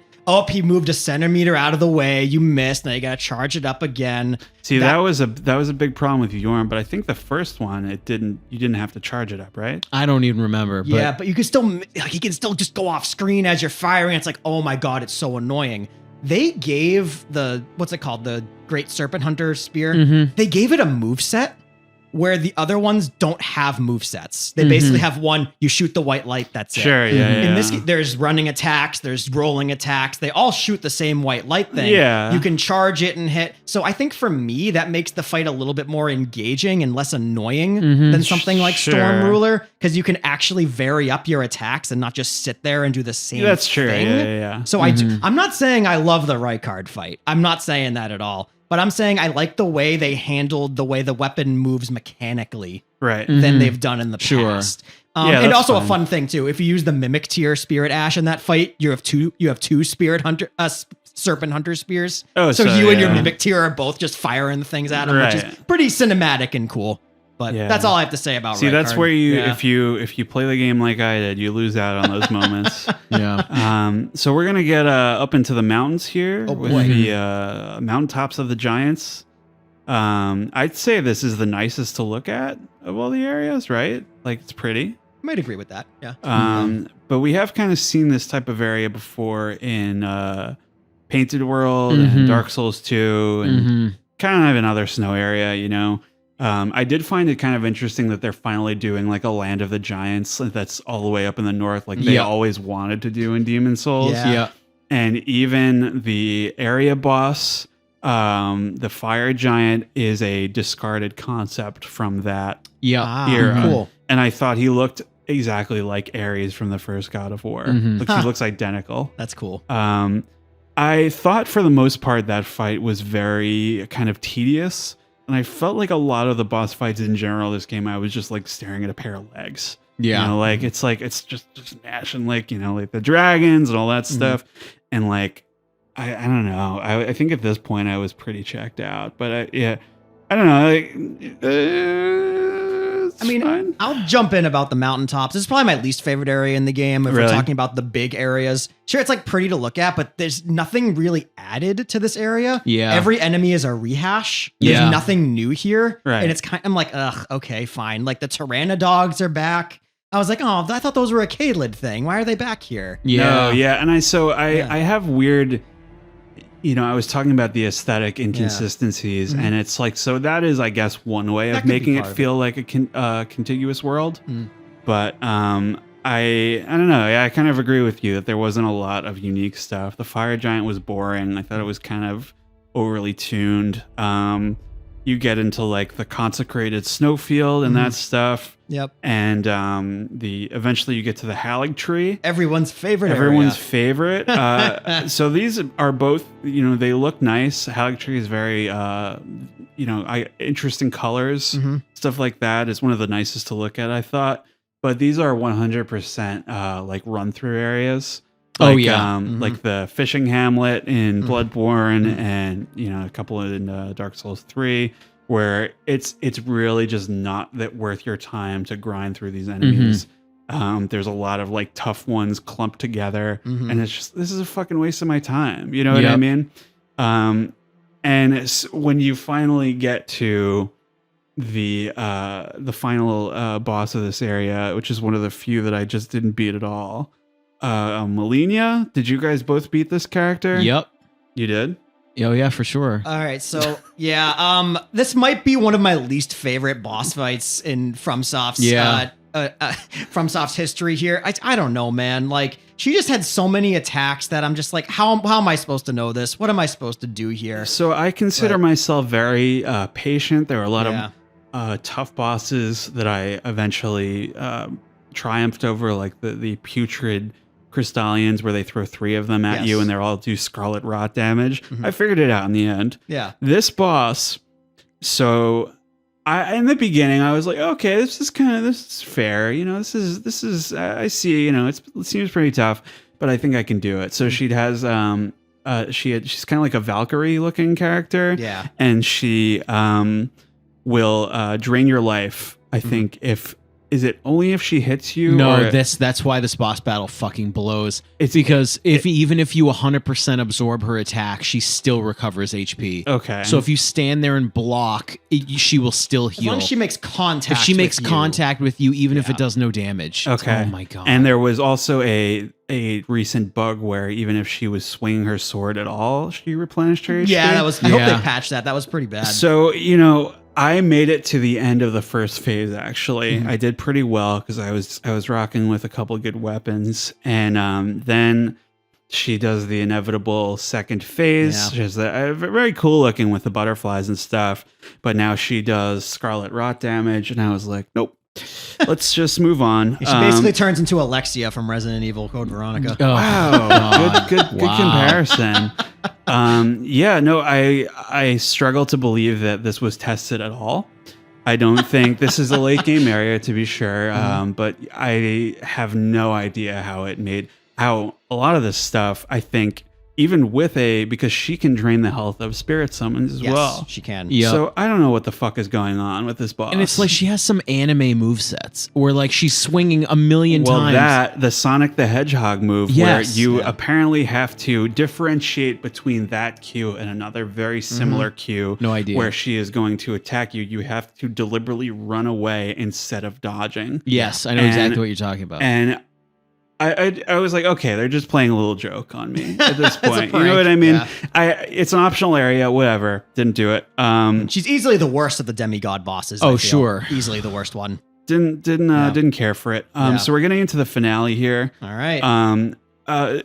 Did not like these last couple areas. No. Farum Azula is nice looking, but it's another kind of slog for me. There's a lot of the dragons in a row, and it is kind of a retread of the Dreg Heap. Of the collapsing kind of thing there. The dragon fights they're kind of evoking the worst of the Dark Souls 2, Dragon Airy, that kind of thing with a big...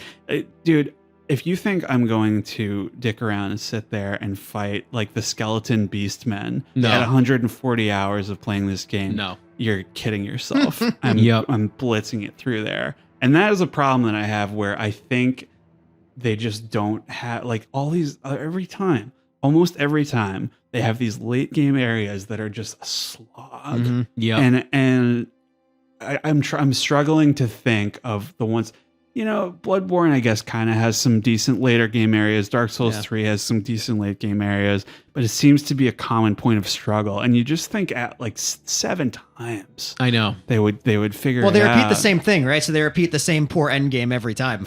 Yeah. Oh my God. And the end game is fucking awful. So the part where time rewound, I thought was cool. Yes. Yeah. I did pretty good against that boss. I thought that was cool, but I thought that would have made an interesting kind of thing for this area, where it was all falling apart, and as you progress through it, maybe it would put itself back together or something. That's what I thought was going to happen. Right. That would at least have been something. Yeah. You know what's crazy is everyone, I was telling you this, Nick, but everyone is very talks up the Godskin duo. Oh yeah. And I I fucking cut through these guys like butter. I had no problem with this. I didn't have Literally, problem so with it I either. was using a bleed weapon, so that's Me how too. I did well with Malenia. And this boss was a matter of seconds for me. I guess maybe I was further along level wise than a lot of people. I explored the shit out of this game. Yes. I was striving to almost 100% it. But these guys were easy for me. I can see like the regenerating thing or whatever would trip you up if you didn't have that bleed damage. I mean, I had a big fire weapon and seemed to work all right for me. I had no problem with this. Some of our friends hate it. I have no comment. I can see why. It was fine. You know what though? Can we stop real quick on Yeah. the Godskin duo? This boss makes me very angry. Okay. Not because of the fight itself, but this is where like the boss repetition, this is the ultimate where the boss repetition makes me just so angry. Sure. Like why in a main area is there a repeated boss? I know. Is there- I don't its mind own. if there's repeated bosses in the field. But if you're going to take a boss I've already beaten before, like, and put it in a main area that's mandatory for me to fight, like, no. Where did you fight them the first time? There's a bridge. There's a bunch of them. Is Like, that mandatory? Yeah, because you have to get the rune, right? there's also there's a Godskin Apostle in the Windmill Village. Yes.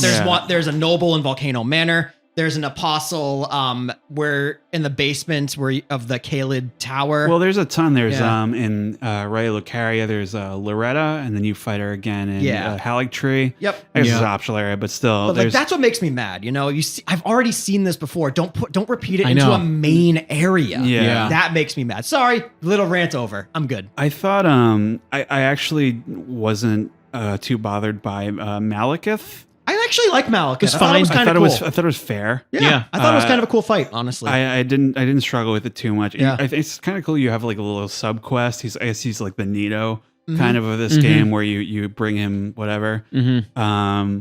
Yeah, I thought that was a fair fight. Yep.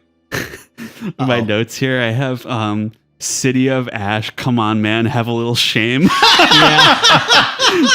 Dude. Yeah. I know. You I know. got the Ash thing again. Yep. Fucking come on, Yeah. like I do know. something different.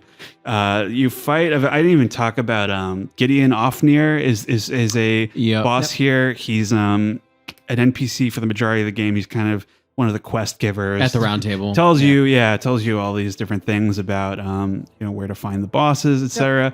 You wind up fighting him here. I'm like, oh, I'm fighting you now. Oh, all right. I thought Yeah. you gotta use like a cutscene or something. Yeah. He's like supposed to be friendly, and then I guess he has this ulterior motive and something going on. But it totally like caught me off guard. I guess Yeah. on purpose. I but- think I expected to fight him, but I didn't expect to walk into a random room and find him there. right. It's like Yeah. for me, the first time I saw him, I'm like, this dude's fucking with me. This dude's trying to trick me. Yeah, I thought yeah. we were gonna fight him at some point, but it does seem kind of strange that you walk into like in a recycled area. it's You know, in, like yes. it's in the Godfrey Phantom boss area, right? I Yes. think Yeah, it's the same yeah. one. Yeah. So, and then you go back to the Morgott boss arena and you fight the dumbest boss of Yes. all time. I thought this was so stupid. I was like, because you know what? Here's the thing.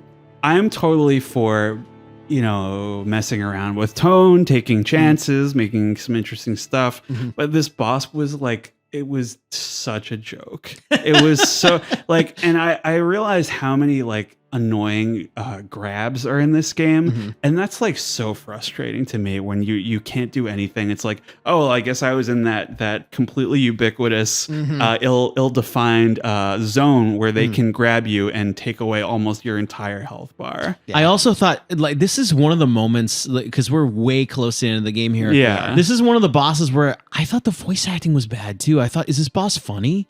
Like, are they So trying to be he humorous? basically, you fought him as a ghost. Yeah. And now he is this guy, what's his name? It's Godfrey, right? Yes. And he changes his name and he does like Hulk Hogan stuff now. Yeah. Dude, And, I thought this was just in poor taste. Like I thought it was just funny. I mean, but it not reminded, funny. yeah, it was like one of those Resident Evil moments where why the fuck is this in the game? Yeah, like, why is this in the game? You're building up to the climax of the entire 150-hour experience, and we have a WWE fight. Like, it's a great prank, don't get me wrong, but it kind of spoiled the moment for me a little bit. It did for me. And so the end bosses, I gave up. So let's talk about the end boss. So I was very determined to kill every single boss in this game by myself solo, just because that's how I've played all these games.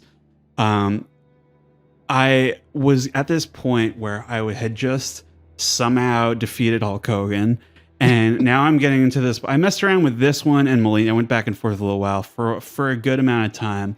And you know what? I probably could have got them in the end, like through sheer luck, repetition, whatever. And I was just like, you know what? I've seen enough of this game. Mm-hmm. And Radagon, he is very much a ripoff of, I don't know if you've seen any the famous concept art of Sauron forging the One Ring. Like, he looks identical, like kind of elfish features and stuff like that.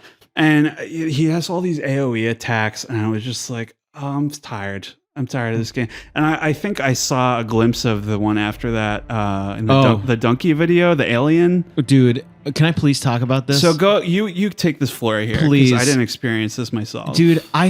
I mean, God, I feel like I'm evoking like season 1 Greg again. Like, the end of this game's bad. Like, that's what I don't know if I don't think that's too harsh. Where you go from Hulk Hogan fight to Radagon, which is actually a 2-parter, and then you fight Dragon Knight with Hyper Beam. I know, and that's the final boss, like the Elden Beast. Are you kidding me? Like, where's this coming from? Nick, you need to help me here, because I beat this and I said, wait a minute, I kind of liked playing this game. Did I not? What happened here? All right. What happened here? Where does the turn happen? What is this? So, okay. I guess I have to get into my thoughts on the final few bosses now, huh? Yeah. I have not commented on Godfrey or anything yet. I didn't like the last 3 at all. So, I appreciate that Godfrey was different. You know, we asked for something different. Wait, so what's his other name? So, his other name is Hora Lu. Okay. A lot of people in Elden Ring have 2 names, I guess, is what it is. Hora Lu is... I'm not going to fault him. I mean, I would be a hypocrite if I did. Yeah. So Hora Lu is his real name, and he became Godfrey when he became Elden Lord. Oh, okay. So that's how that works. Okay, I got it. So did I like the Hora Lu fight? No. But I appreciated how different it was. And I honestly, when he grabbed me and threw me in the air, I did laugh. I was like, okay. They should have had, they do this in Metal Gear Rising, but they should have had like a football cheer, like every time that happened. But anyway, onto Radagon and the Elden Beast, right? Yeah. So I honestly don't have a ton of issues with Radagon like itself. If he was just Radagon, no second stage, I think it would have been totally fine. Yeah, like a Gwyn thing. Yeah. It's kind of like, he's not super tough. But if you don't know what you're doing, like Gwyn can fuck you up if you don't know what you're doing. Right. And if you don't know what you're doing on Radagon, he'll fuck you up too. I didn't mind it too terribly. But man, I think the Elden Beast might be their worst final boss yet. Really? What is this? Like, I don't understand. Like, okay, wasn't the original point of the game like America is a goddess or something, and she has like no involvement? America? Yeah. Well, America and Radagon formed to be the same person. Of course, they're the same thing. But then, like I'm not kidding. Like, you fight essentially a Pokemon with Hyper Beam. It's so weird, and and that's it.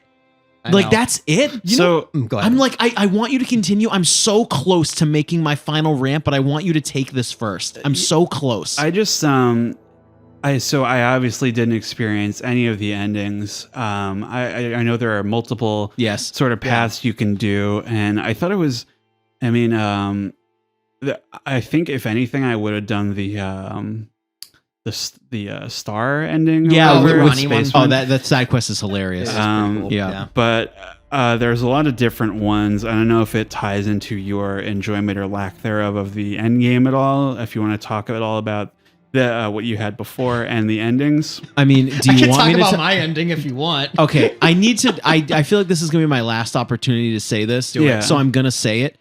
I want everyone on the internet hear me out here. Why is this game called Elden Ring? Why? I'm gonna tell you. I've been talking to Nick. You and I have been talking about this. Okay. Hear me out before everyone thinks I'm crazy. Why is it called Elden Ring? They really should have called this game like Elden Tree or like Arbor Day. Because the Erd tree is like ready. Let me tell you why. The tree is in your face the whole game. Yeah. You're finding these like runes to like create the Elden Ring or put it back together, but ready, the Elden Ring is not philosophical. It doesn't mean anything. It doesn't do anything philosophically. You don't wear it. It doesn't unlock anything. You kind of bring all the runes to the final thing, and the game ends. Why is it? Why, Nick? Oh, I got it. You know what they should have called the game? RuneScape. Yes.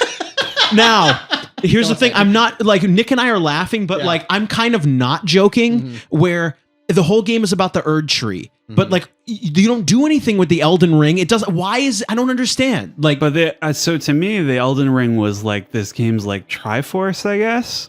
I mean, you but know, no, like, dude, even fucking holy shit. I can't believe what I'm saying. This is like blasphemous, dude. Dark Souls 2 even did this like a little bit better. Where like you have to show the symbol of the king at these doors to go places.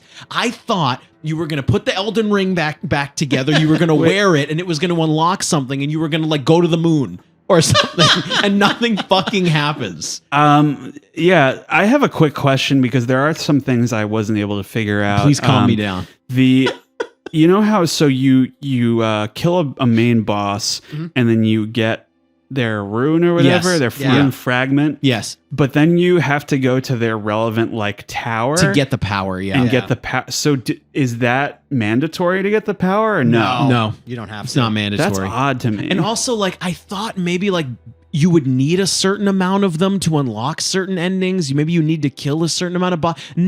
I just like the end of this game. I just feel like Fromsoft is that company where they always go above and beyond and think about all this stuff.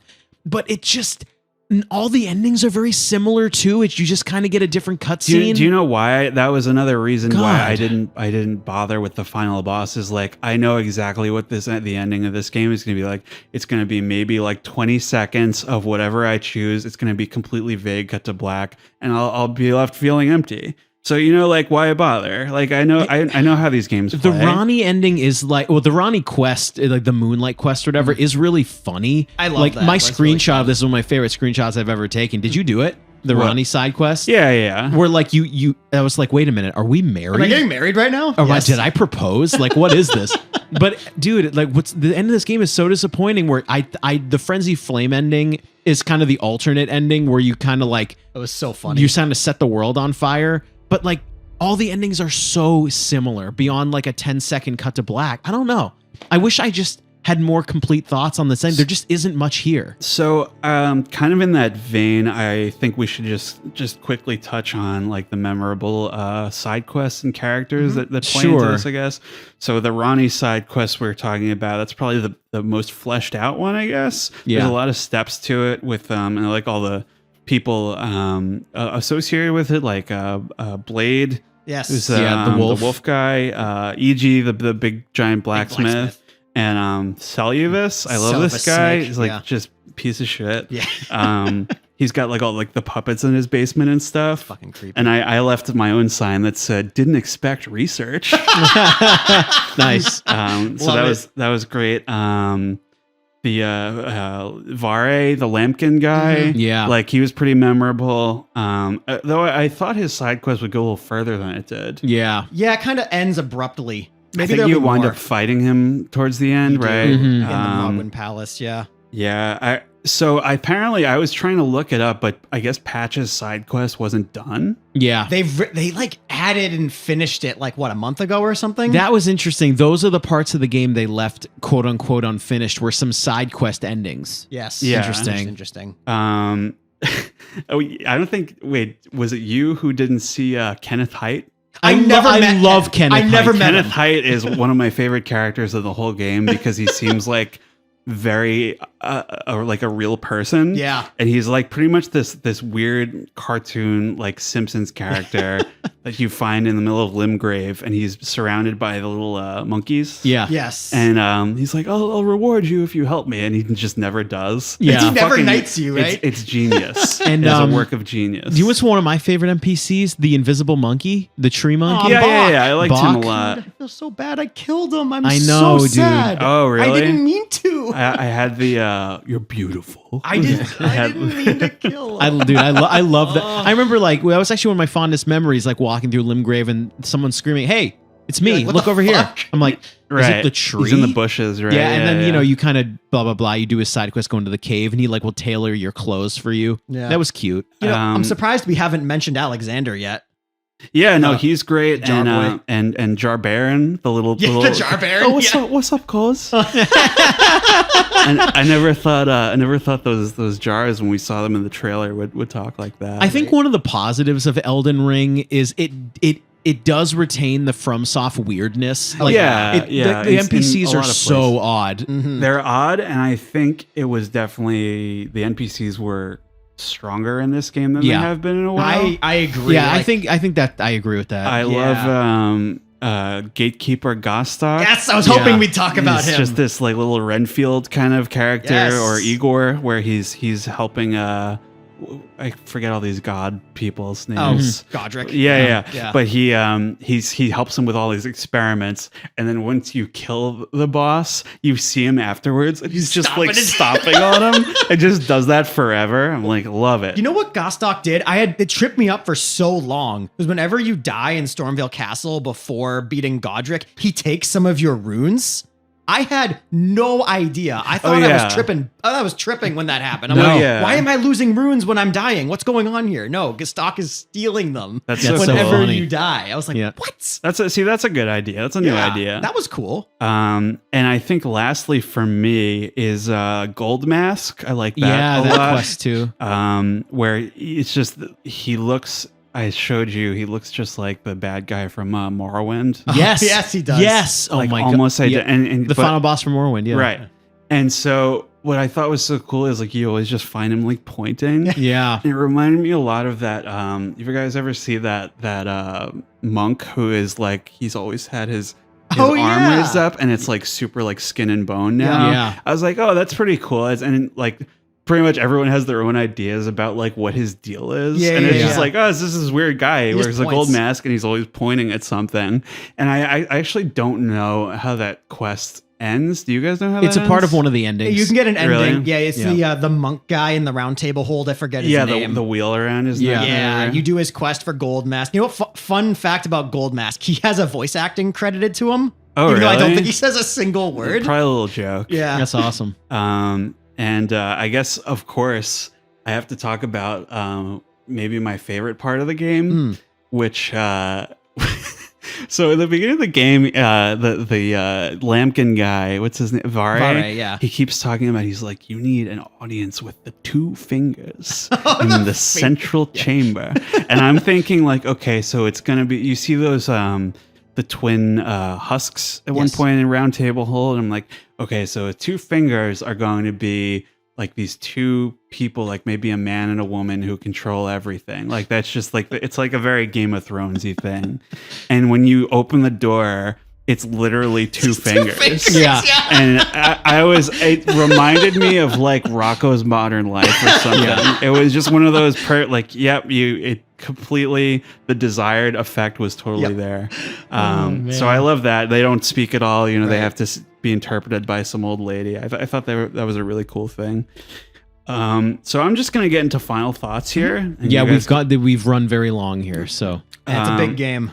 So let's just, I'm going to say my piece and you guys can jump in at whatever point. But so for me, I struggled a lot with this game overall. The lore and world building, for a lot of reasons for me, felt like kind of going through the motions, sort of a cobbled together Mad Libs experience. And it's sort of, to me, felt like just, like backdrop for the mechanics, which was the real sort of focus here. Because everyone has wanted really like a Dark Souls 2 kind of experience where, there's nothing in the way. You can just hang out with your friends online or whatever, try all these different builds, etc.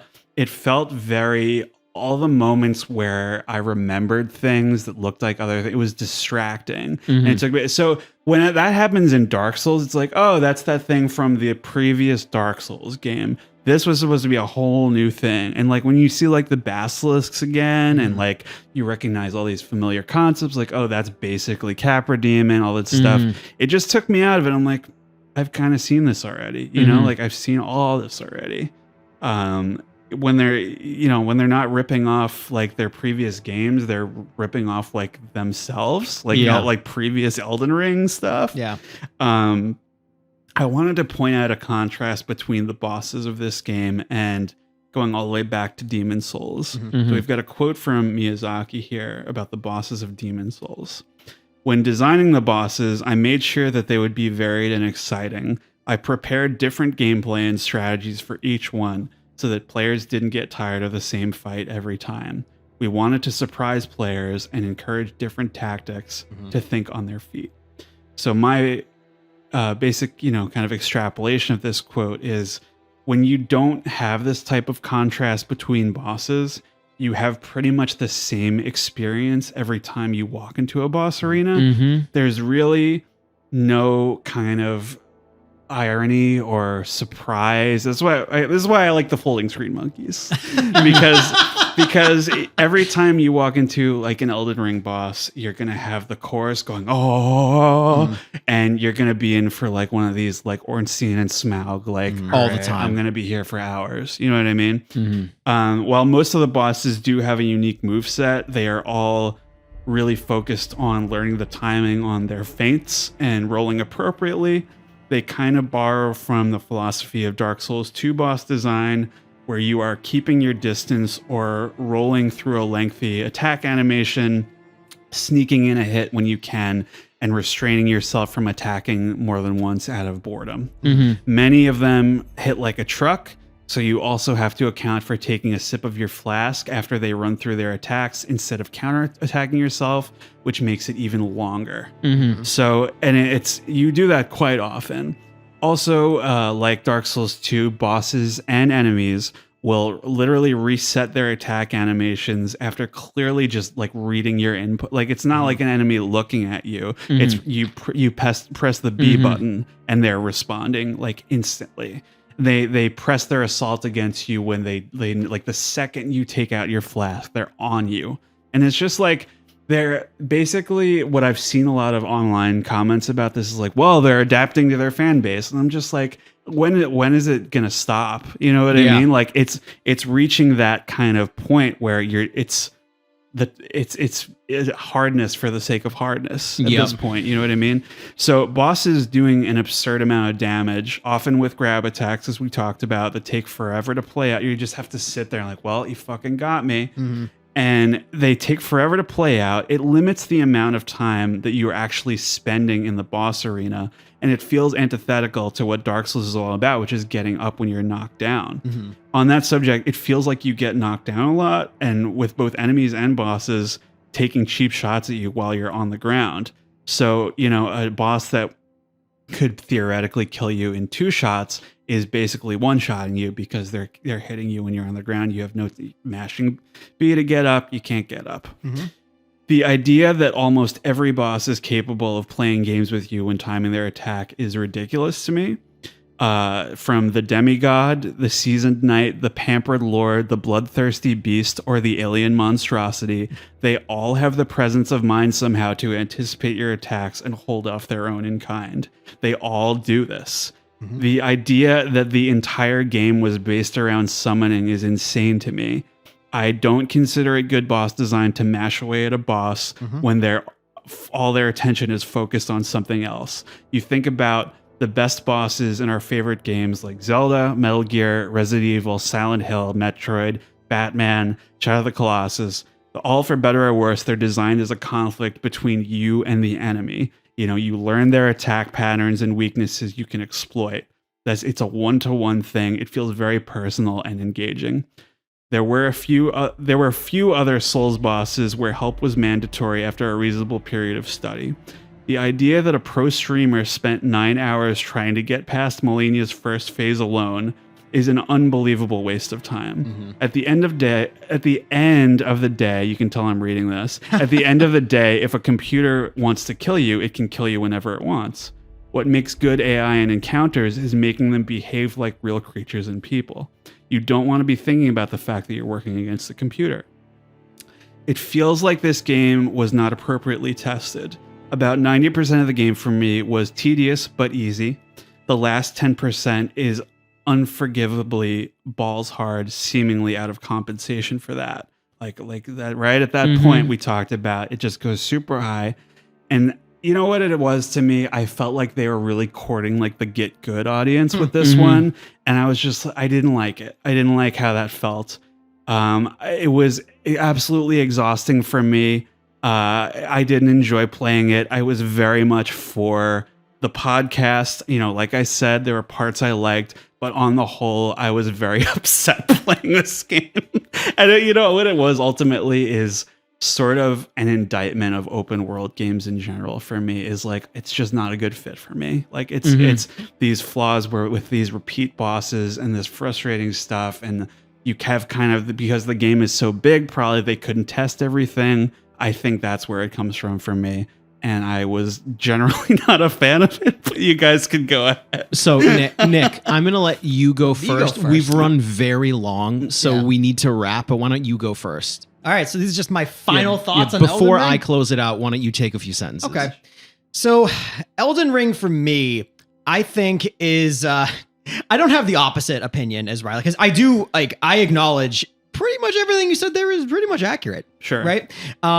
I think as far as open world games go, Elden Ring is going to be remembered for a very long time. And I think future developers are going to take a lot of cues from what Elden Ring did with its exploration and with its area design. Because I'm not going to get into a ton of it, but there are so many ways to get to so many different areas, whether it's through what we like to call sequence breaking, doing a quest that you can teleport somewhere else, right, opening up the Radahn fight early so you can get to Nokron within 10 minutes of starting the game.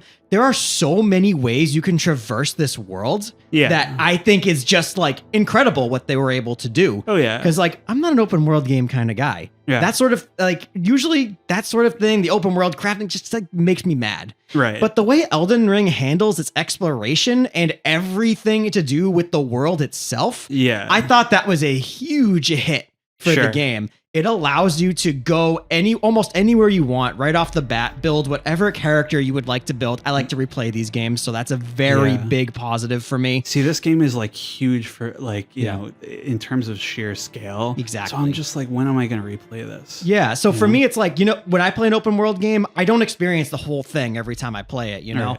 There are so many things I still haven't seen in Elden Ring, even though I've played through it a couple of times now. And for me, that's huge. Like, I don't go through a game like this, you know, to check a box. Like, oh, I'm going to go here and beat this boss. There are so many caves I still haven't gone to. Right. And so many things I still haven't seen. So it keeps the game pretty fresh for me. And that's why I'm going to regard this as one of FromSoft's, I think it's one of their best games because of that reason. Have they reused a lot of content? Absolutely, they have. And that's why I think we're getting into the whole, how many FromSoft games have you played? Right. And it's going to measure your enjoyment. So if this is a lot of people's first From Software game, this is going to be the best game they've ever played in their lives. Sure.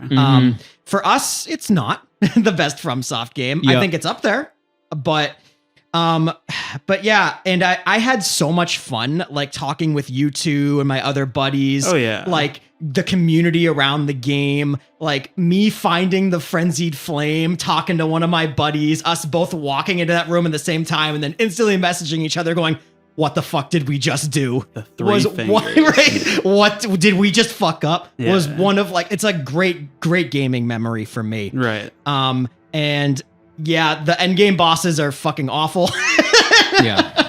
But other than that, I think Elden Ring is a very pleasant experience for me, and I will end it there. Okay, so I guess I have the final word here before I hit cut.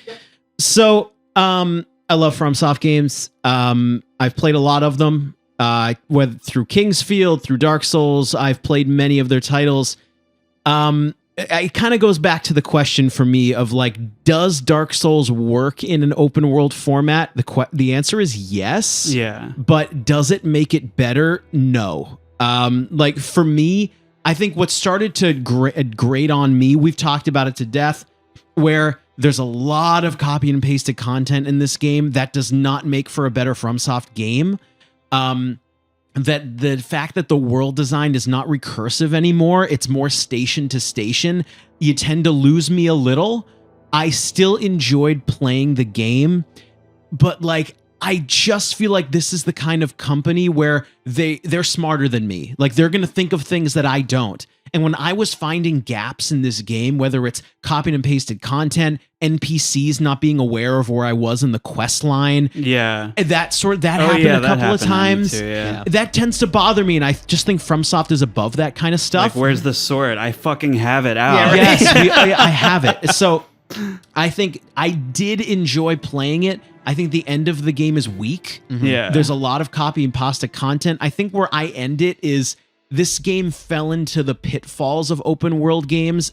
And I think we're going to see another Elden Ring type game from them. I hope we don't, even though I enjoyed playing it. I'm not playing it. It's one of these situations where I enjoyed Fire Emblem Three Houses. I don't want another one. Mm-hmm. I enjoed playing Elden Ring. You know, I can't be mean about it. I enjoyed playing it. Should it has we, obvious flaws. Should we do grades? We're gonna grade. We got to wrap.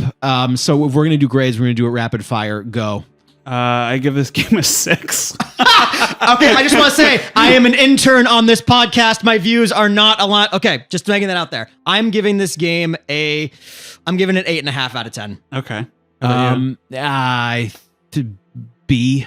I think it's a B. So for B me. /8.5. Yeah. Yeah, I maybe. Anyway, so we've gone way too long. Thanks for listening to our premiere. Thanks for listening to the premiere for 2 hours. There's going to be plenty of Goddamn GameCube to go. And we will see you guys next time. Thanks.